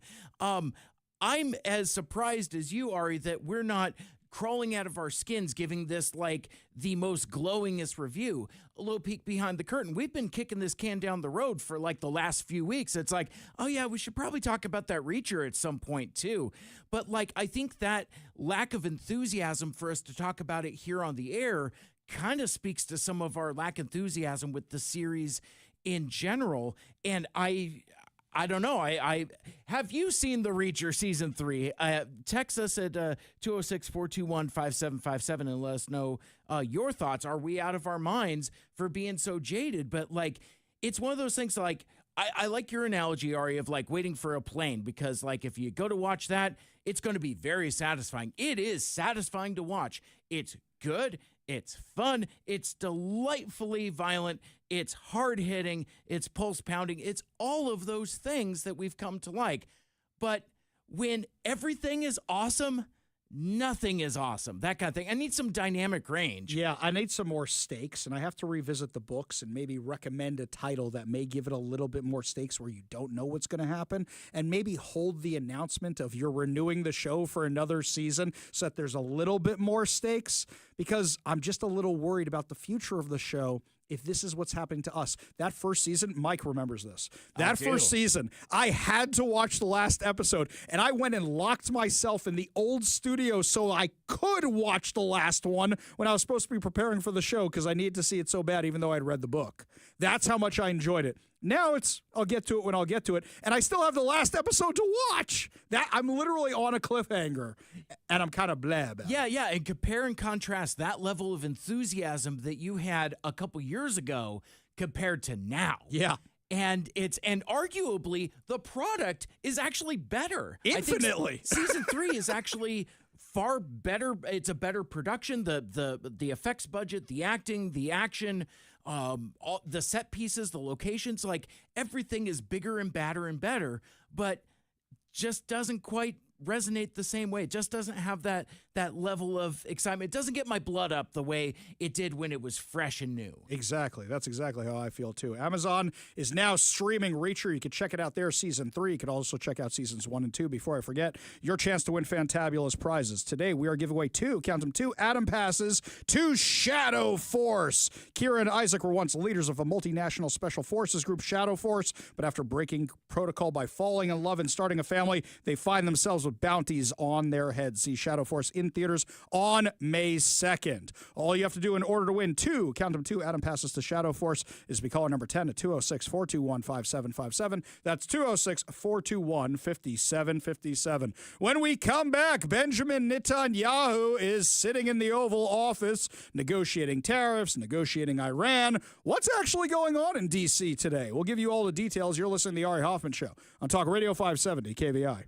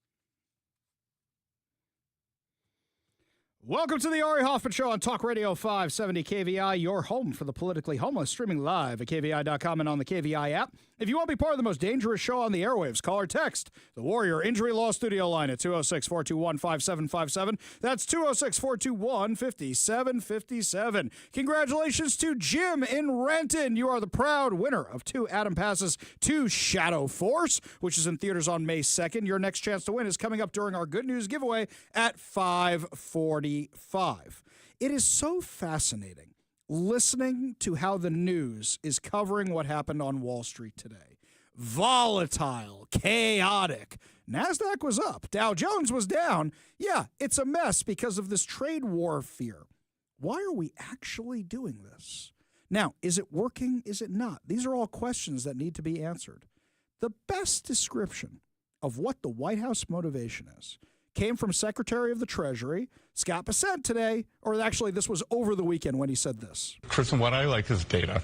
And if we look at data from President Trump's first term, and there's a big study that just came out from a group of economists, mostly at MIT, that showed that a 20% tariff on China led to a 0.7% tax or price level increase over 4 years. I think that's pretty good. If we can take in 20% in tariffs and it's a 0.7% increase. And Kristen, the little publicized story this week, everyone wants to look at the stock market going down. You know what else went down?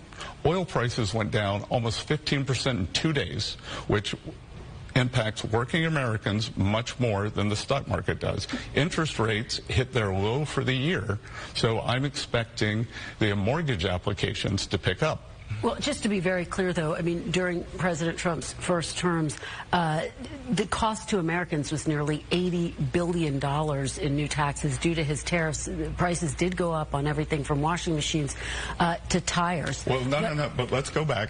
The aggregate number was 0.7, so we can discern the individual things. Also, households saw real net wages go up. So if wages go up faster than prices, which is not what happened over the past 4 years, that's why the bottom 50% got eviscerated. Now, this is a very risky game they're playing right now. If the Trump administration is saying, we're going to charge these tariffs to pay off our debt, so basically you're no different than the Washington Democrats, who say, well, we're going to tax everybody so that we could pay off our out-of-control spending. Because don't forget, we're the ones who have to pay the tariffs on goods that come into this country. Now, if you're doing it to bring back American manufacturing, great, fantastic. If you're doing it to level the playing field, great, fantastic. I'm all for it. The gravy train should be over. We should not let everybody else tax our products up the wazoo, and we don't get to do the same thing to them. But let's remember, we're the ones paying for it. Now, the way that anchor couched it, you made it sound like we're all paying $86 billion. If there's a slight price increase, but wages are outpacing that, then you know what? It's what Biden tried to do and failed. At the same time, we're still eating the costs for it. But did it bring down gas prices? Did it bring down other prices? Yeah. Is it bringing back American manufacturing? Yeah. And it's bringing a whole bunch of people to the table. So Israeli Prime Minister Benjamin Netanyahu is the first world leader to show up at the White House. And normally he's there to talk about terrorism and the war in Gaza. And that is part of the conversation that they're having. But the other thing he's there to talk about is tariffs. Do you know there's an 83% tariff on cars that come from America into Israel right now? The used car market in Israel is insane because nobody wants to pay that tariff on importing cars. So the question is, are we going to normalize the relationship where we have some kind of equal footing free trade with Israel? And you know what? Israel, as soon as they heard the tariff announcement, immediately got rid of a whole bunch of the tariffs. So now they're trying to finalize the rest. Here's what President Trump said today. Thank you very much. It's an honor to have a very, very special person. I've dealt with him for a long time, Benjamin Netanyahu, Prime Minister of Israel. And we had lunch together, we had meetings together,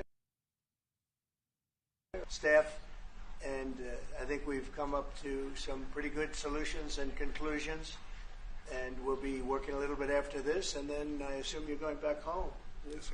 This is a quick stop, in and out. But we appreciate you being here, and we are a friend of Israel, as you know. I would say that I'm by far the best president that Israel has ever even thought of seeing.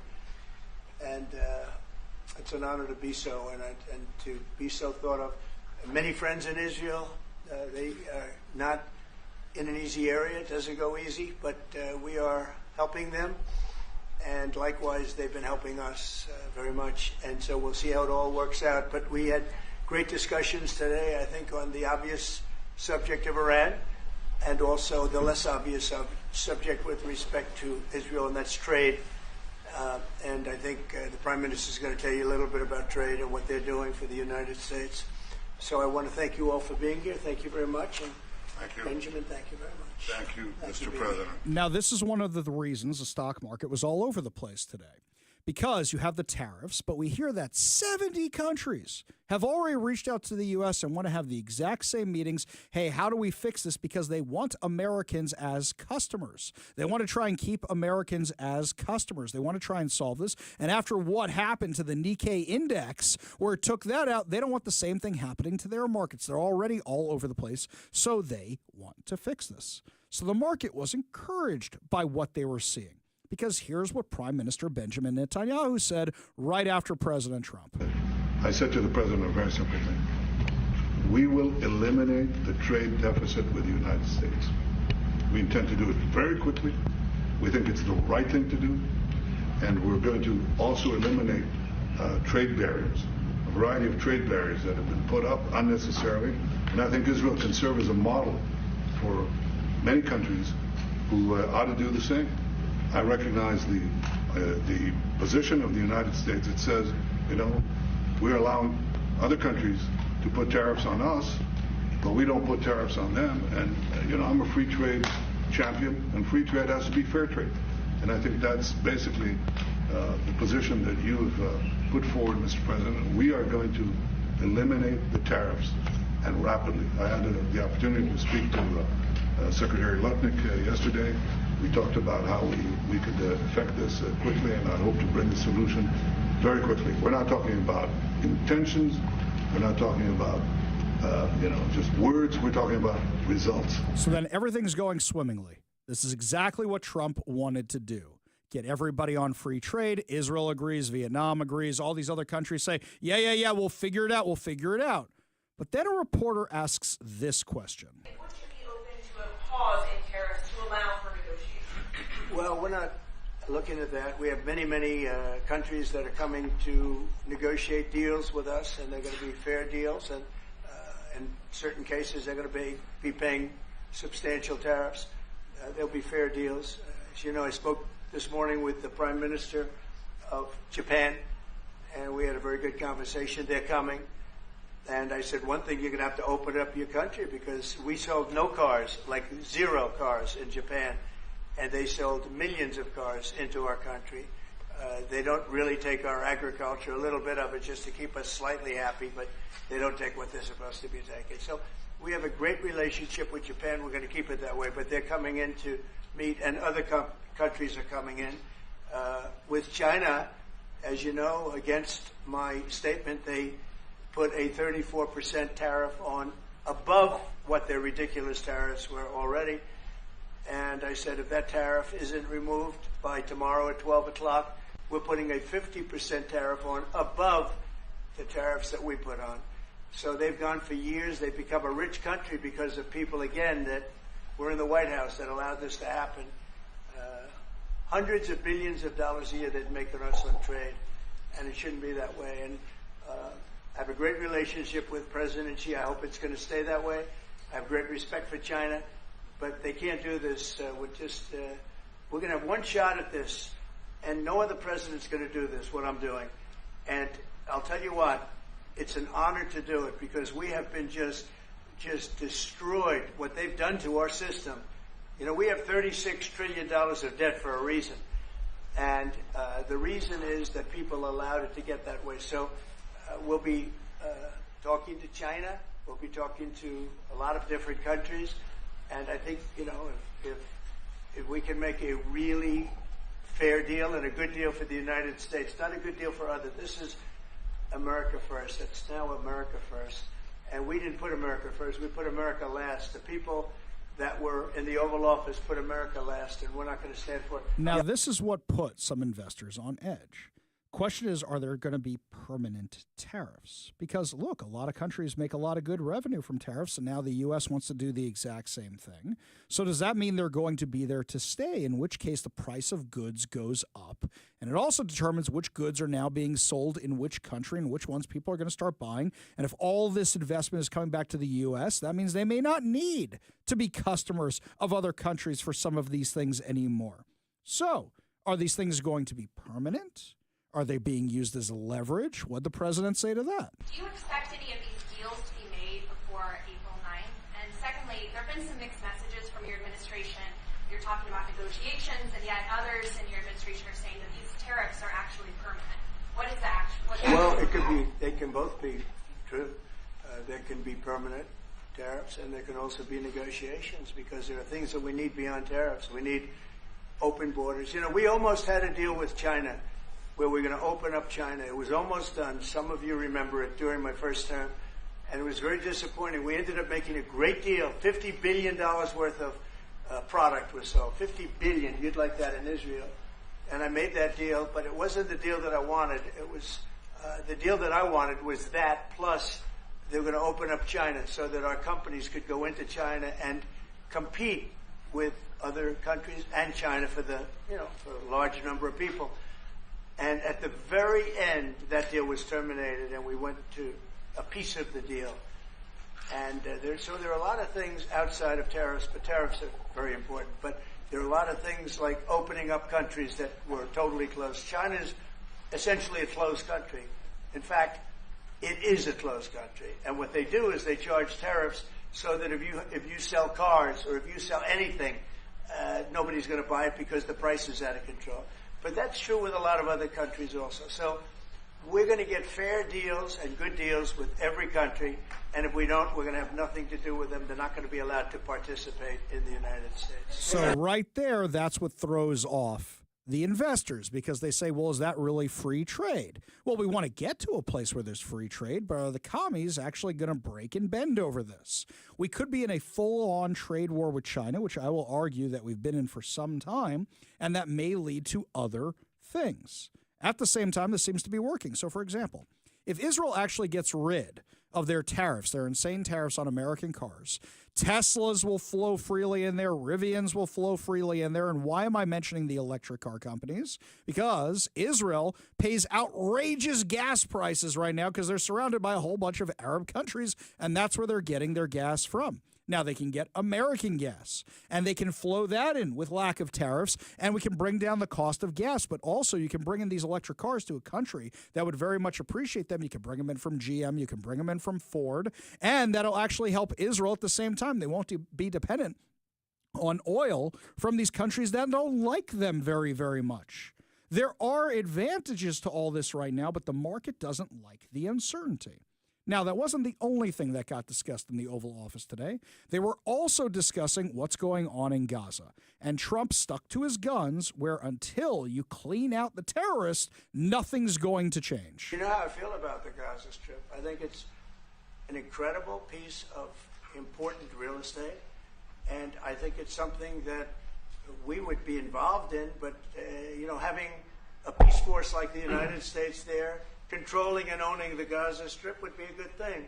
Because right now, all it is for years and years, all I hear about is killing and Hamas and problems. And if you take the people, the Palestinians, and move them around to different countries, and you have plenty of countries that will do that, and you really have a freedom zone. You call it the freedom zone, a free zone, a zone where people aren't going to be killed every day. That's a hell of a place.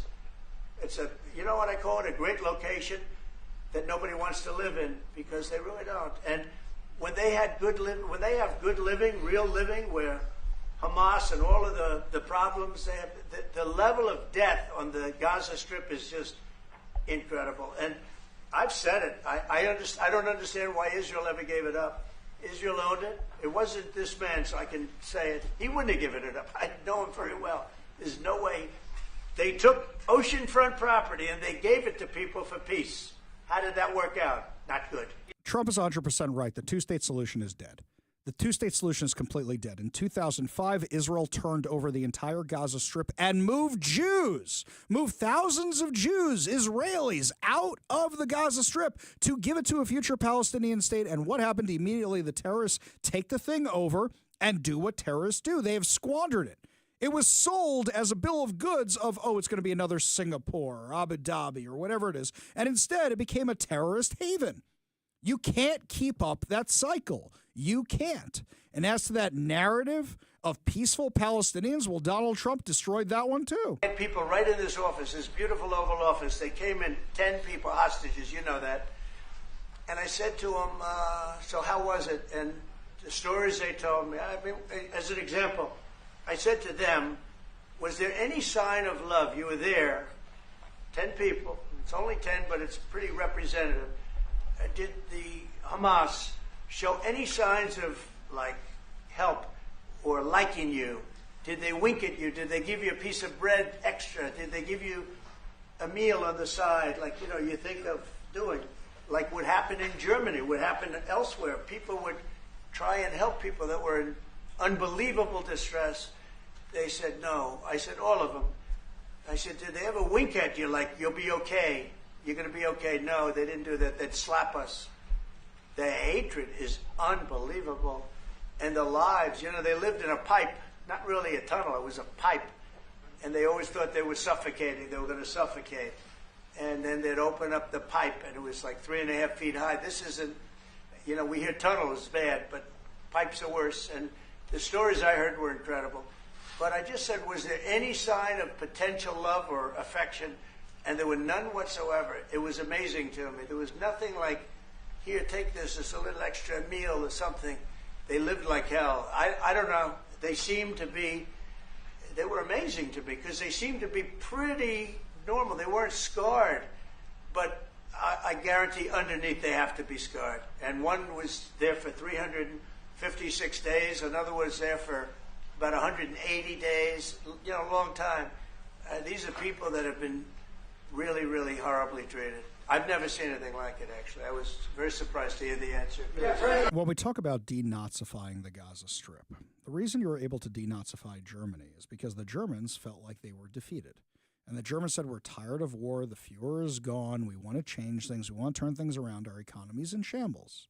Unfortunately, you're not seeing that right now out of the Palestinian people. They're doubling down on this. They're not protesting in the streets because they want Hamas gone. They're protesting in the streets because they want Hamas gone and replaced with somebody who they think can win, which means a different, more vicious terrorist organization.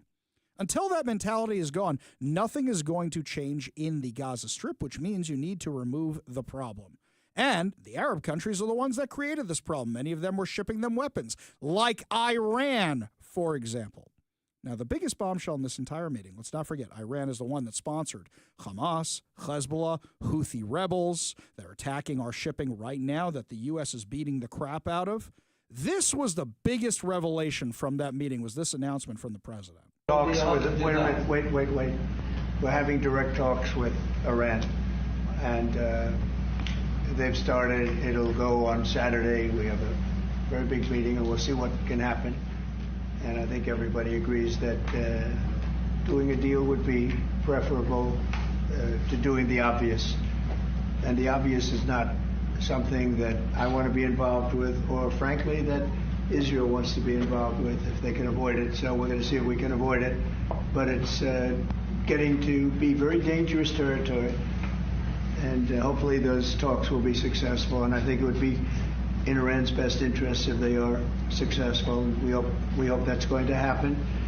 And we had just a lot of good talks on a lot of things. I appreciate very much what you said about the tariffs. We've been ripped off and taken. Now, I'm very curious about this Iran talks, because we know President Trump withdrew America from the disastrous Iran deal that said, we'll give you a whole bunch of money, just don't develop nuclear weapons, pinky promise. And they went ahead and did it anyway.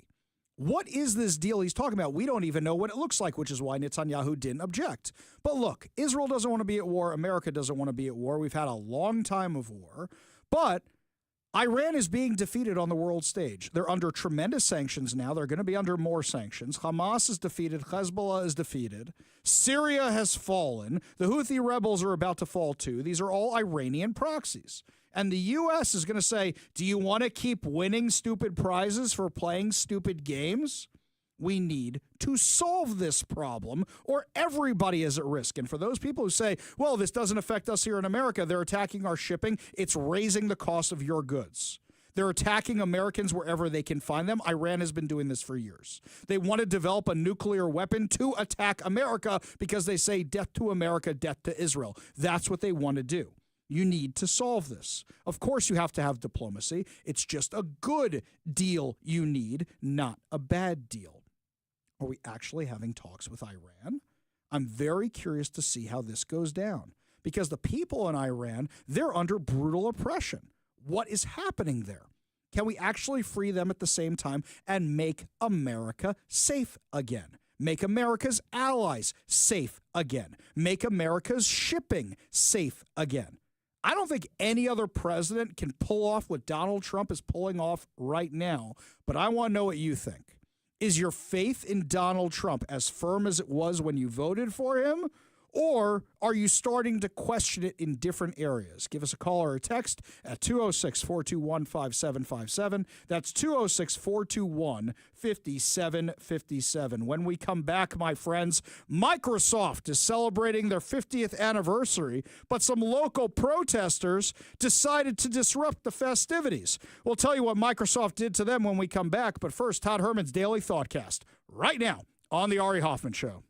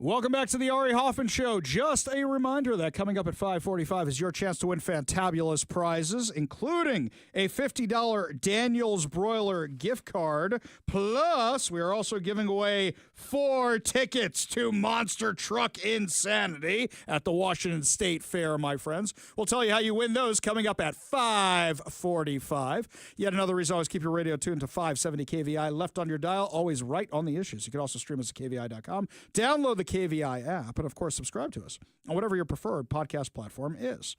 So the text line is interesting today because people did answer my question. When I said, is your faith rocky a little bit? Do you have faith right now? John in Lakewood says, guys, my faith is there, but tempered by his apparent ignorance of the lawlessness in Washington state government. Yeah, some people are saying, when are you going to come help us? Please help us. Maine sucks, but you kind of won the battle there. So can you come help us in Washington state? I think that naming a good U.S. attorney here will go a long way. Somebody we all know, somebody we all love. Tell me if you agree with me. 206-421-5757. That's 206-421-5757. Eben in Bonnie Lake says, I have as much faith in Donald Trump as I do in my own 2 hands to make a living for my family. That's pretty high praise, right? That sounds like pretty high praise. So, meanwhile, other things that are going on around here, Microsoft is celebrating its 50th anniversary. They've brought in all these VIPs to do speeches. But of course, because it's Seattle, a whole bunch of lunatics have been protesting the proceedings. And my friends in the media have been telling me this has been going on at all their high-profile events.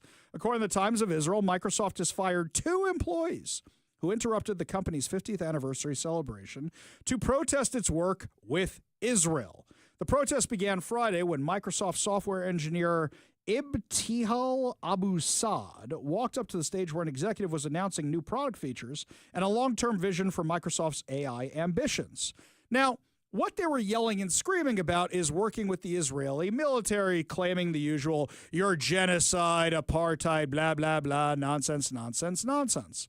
And a bunch of people are saying, how can you get fired for that? Freedom of speech. Mike, what do you think would happen if I walked up to the head of our company and cussed him out to his face? Or said, hey, you're a genocide, apartheid, whatever it is. I think that would be the end of the Ari Hoffman Show real fast, right? Yeah, I think that would be our last day as a show. It's been good knowing you.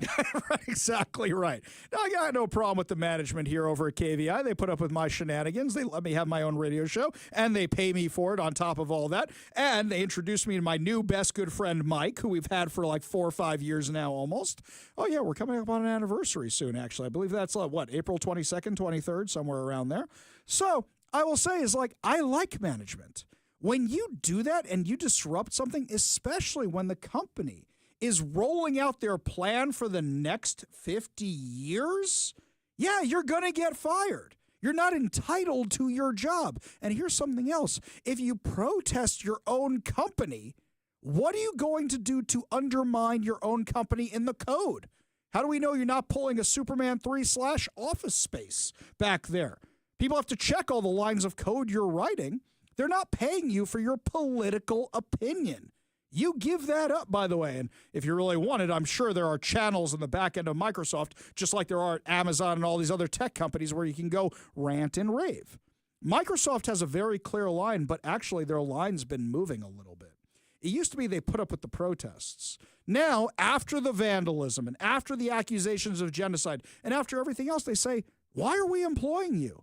If you don't like working here, there are other places you can work. The protest forced the CEO, Mustafa Suleiman, to pause his talk, which was being live streamed from Microsoft's campus in Redmond, Washington. You also had Bill Gates there, Steve Ballmer. Now I'm going to say, you guys have a share of this blame because you guys embrace the left and all the progressive insanity and the DEI nonsense. So you guys kind of brought this on yourselves. But also from the CEO's perspective, you have the VIPs there. You have the guys who have the job before you. You're trying to impress them. You're trying to say the company's in great hands, and your own staff is the one who are acting out. Play stupid games, win stupid prizes. A second protester at one of the other events, the first one also threw a keffiyeh at the guy. So you're throwing things at the CEO and you expect to keep your job? Was it worth it? A second protester named Vania Agrawal interrupted a different part of the event. This is the kind of stuff that, why are you surprised you get fired? Really? Do you think these guys should have been fired or not? Do you think it's free speech or not? Give us a call or a text. 206-421-5757. That's 206-421-5757. Speaking of protests, by the way, thousands of protesters flooded Seattle Center over the weekend against Donald Trump and Elon Musk. When we come back, we're going to tell you what they were all mad about, and a certain VIP we thought we were done with in January is back to talk to the video cameras. I'll tell you who that was when we come back. You're listening to the Ari Hoffman Show on Talk Radio 570 KVI.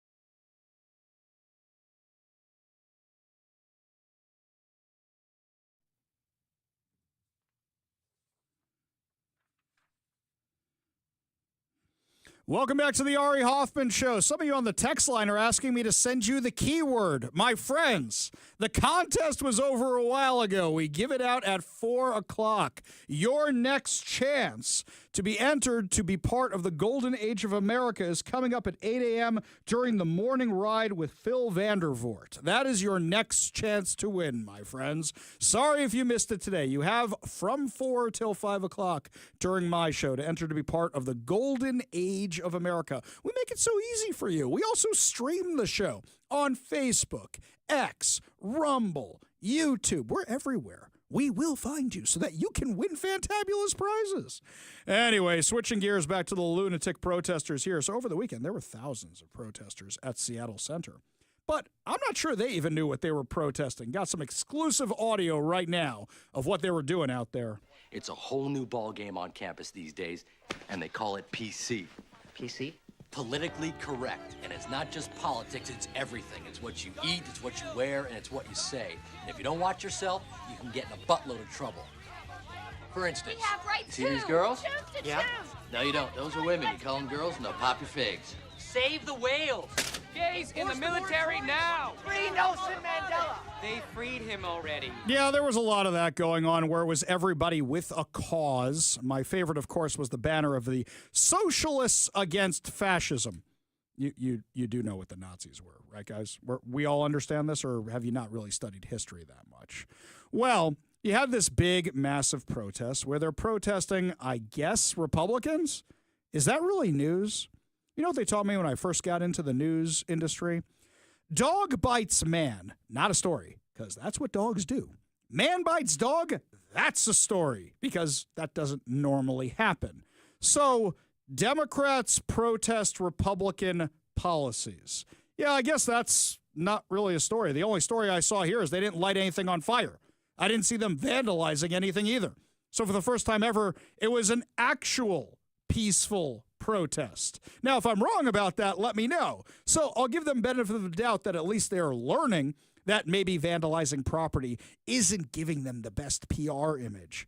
But guys, really? I didn't see a lot of economic protests. Now, one protester called us earlier in the show and disagreed and said he saw a lot of it. There were thousands of people there, all with mixed messages. I saw the Hamasniks. I saw the socialists. I saw, you name it. I saw a lot of Nazi imagery about Elon Musk. And for those of you who say, no, it wasn't there, then you don't know what you were looking at. It doesn't have to be a swastika to be Nazi imagery. We saw that stuff. But what are you trying to accomplish? If you really want to protest Donald Trump right now, go after his economic policies because there's some uncertainty. However, not on our text line, my friends. From the 206, Ari, I am very happy. Trump is doing exactly what he said he will do. It will take time. People panicking are beyond ridiculous and short-sighted. This is another one from a different 206 number. Hello, Ari. My support is as strong today as it was on November 4th. Thanks to Trump's first term, I have the retirement I have today. I'm tired of the constant garbage from the loony left. How can we shut them up? Freedom of speech. But here's the thing, 206, is that when people say dumb things, they end up alienating a lot of other people. How do you think we won the election this time? We won the election this time because people said the left has gone completely crazy. Mel and Roy says, hell no. Trump needs to stand his ground. With regards to, do we need a strong U.S. attorney out here? It seems like yes, everybody wants that from the Trump administration. In fact, some suggestions of some names came in. Dan Smith says he wants Rob McKenna. I love Rob McKenna. I've got a little bit of a political crush on Rob McKenna. I got to meet him at the Roanoke conference this year. I had never met him before. And I'll tell you something, a person's staff says a lot about them. Really, really do. So, for example, Lisa Mannion, who's the King County prosecutor, I have political differences with her, but her staff is stellar, absolutely stellar. And I think they're doing a decent job, a way better job than I thought they would have done, especially their point of contact, Casey McNerney, who is in charge of all the communications with the press, stellar. And I told her when I spoke to her on the phone not too long ago about a certain case, I said, the fact that Casey does such a stellar job and you have such trust in him says a lot about you. I went up to Rob McKenna when I saw him at the Roanoke conference, and I said, hi, I'm Ari Hoffman. I just want you to know that years ago, my synagogue had an event, and we were trying to get those letters you get for dinner journals. And I have to say, it was the synagogue's 120th anniversary. And it was so easy working with his office. In fact, I'd say it was a pleasure working with his office. Other ones we basically had to pull teeth from to get basic letters just congratulating us. I said, your staff says a lot about you. I think Rob McKenna would be a great choice. Plus, I think he'd also be somebody that a lot of Democrats could get behind as well. I think he'd be a great choice. Some of you said Pete Serrano. That's another good one that you guys throw out all the time. Friend of the show, Pete Serrano. Do you guys have any suggestions for who this U.S. attorney would be? John says, Ari, 100%. We need a good U.S. attorney now. I'm contacting the White House again, talking about it. By the way, the White House has been pretty good about getting back to me. Oh, big announcement, by the way. I have to check if it's Wednesday or Thursday. We're either getting Kristi Noem or her deputy on the show that day to talk about what's going on at the northern border. I'm very, very excited about this interview because we spend all this time talking about the southern border. We don't spend enough time talking about the northern border. I'm very excited about that. By the way, before we go into our official good news segment, there was some other good news at the White House. Do you remember when J.D. Vance said this during the RNC? It'll be 10 years officially in January of 2025. And if President Trump's okay with it, let's have the celebration in the White House.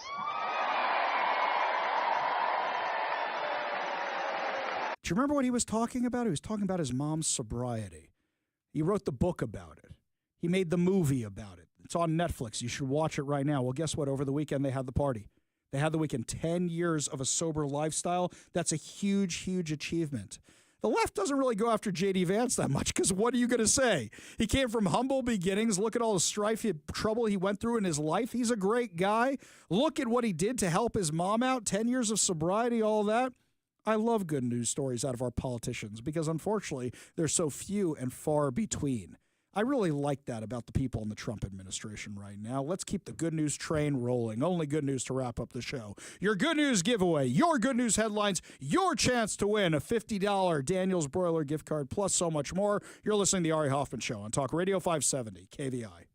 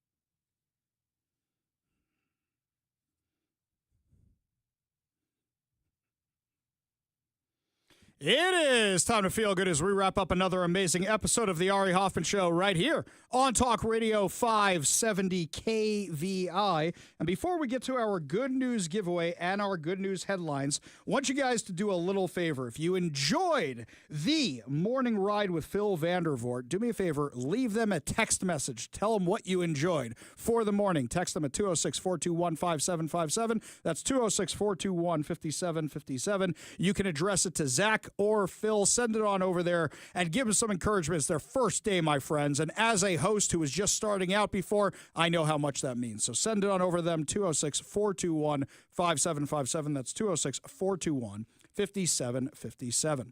Now, the dire wolf has been extinct for over 10,000 years. They just brought 2 of them back to life through genetics. Listen to this. This is them howling. That's them. That's the wolves. Their names are Romulus and Remus, the world's first de-extinct animals who were actually born in October, but they're revealing the story now. Now, the problem for me is I love wolves, and that wolf sanctuary we've been trying to save on the show, that we've had on the show, they're amazing. They're like giant puppy dogs. But at the same time, did we extinct these things, or did God extinct these things? Because maybe there was a reason why. Listen to how they brought these things back.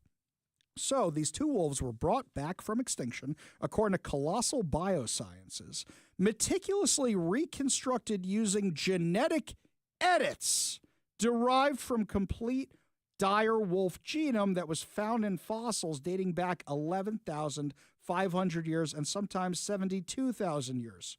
Wait a minute. Genetic edits. That sounds a lot like you used amphibious DNA. And we know what happened when they talked about this before. Sure, it's nice at the beginning. It's the oohs and ahs, but then comes the running and the screaming. Did they literally say that in the second movie?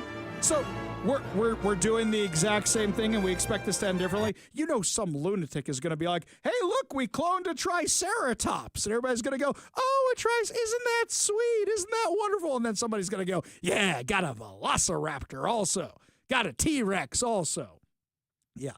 This is kind of scary, amazing, and scary. I don't even know if this is actually good news. This is horrifying news. I mean, it's cool you can bring species that are extinct back to life.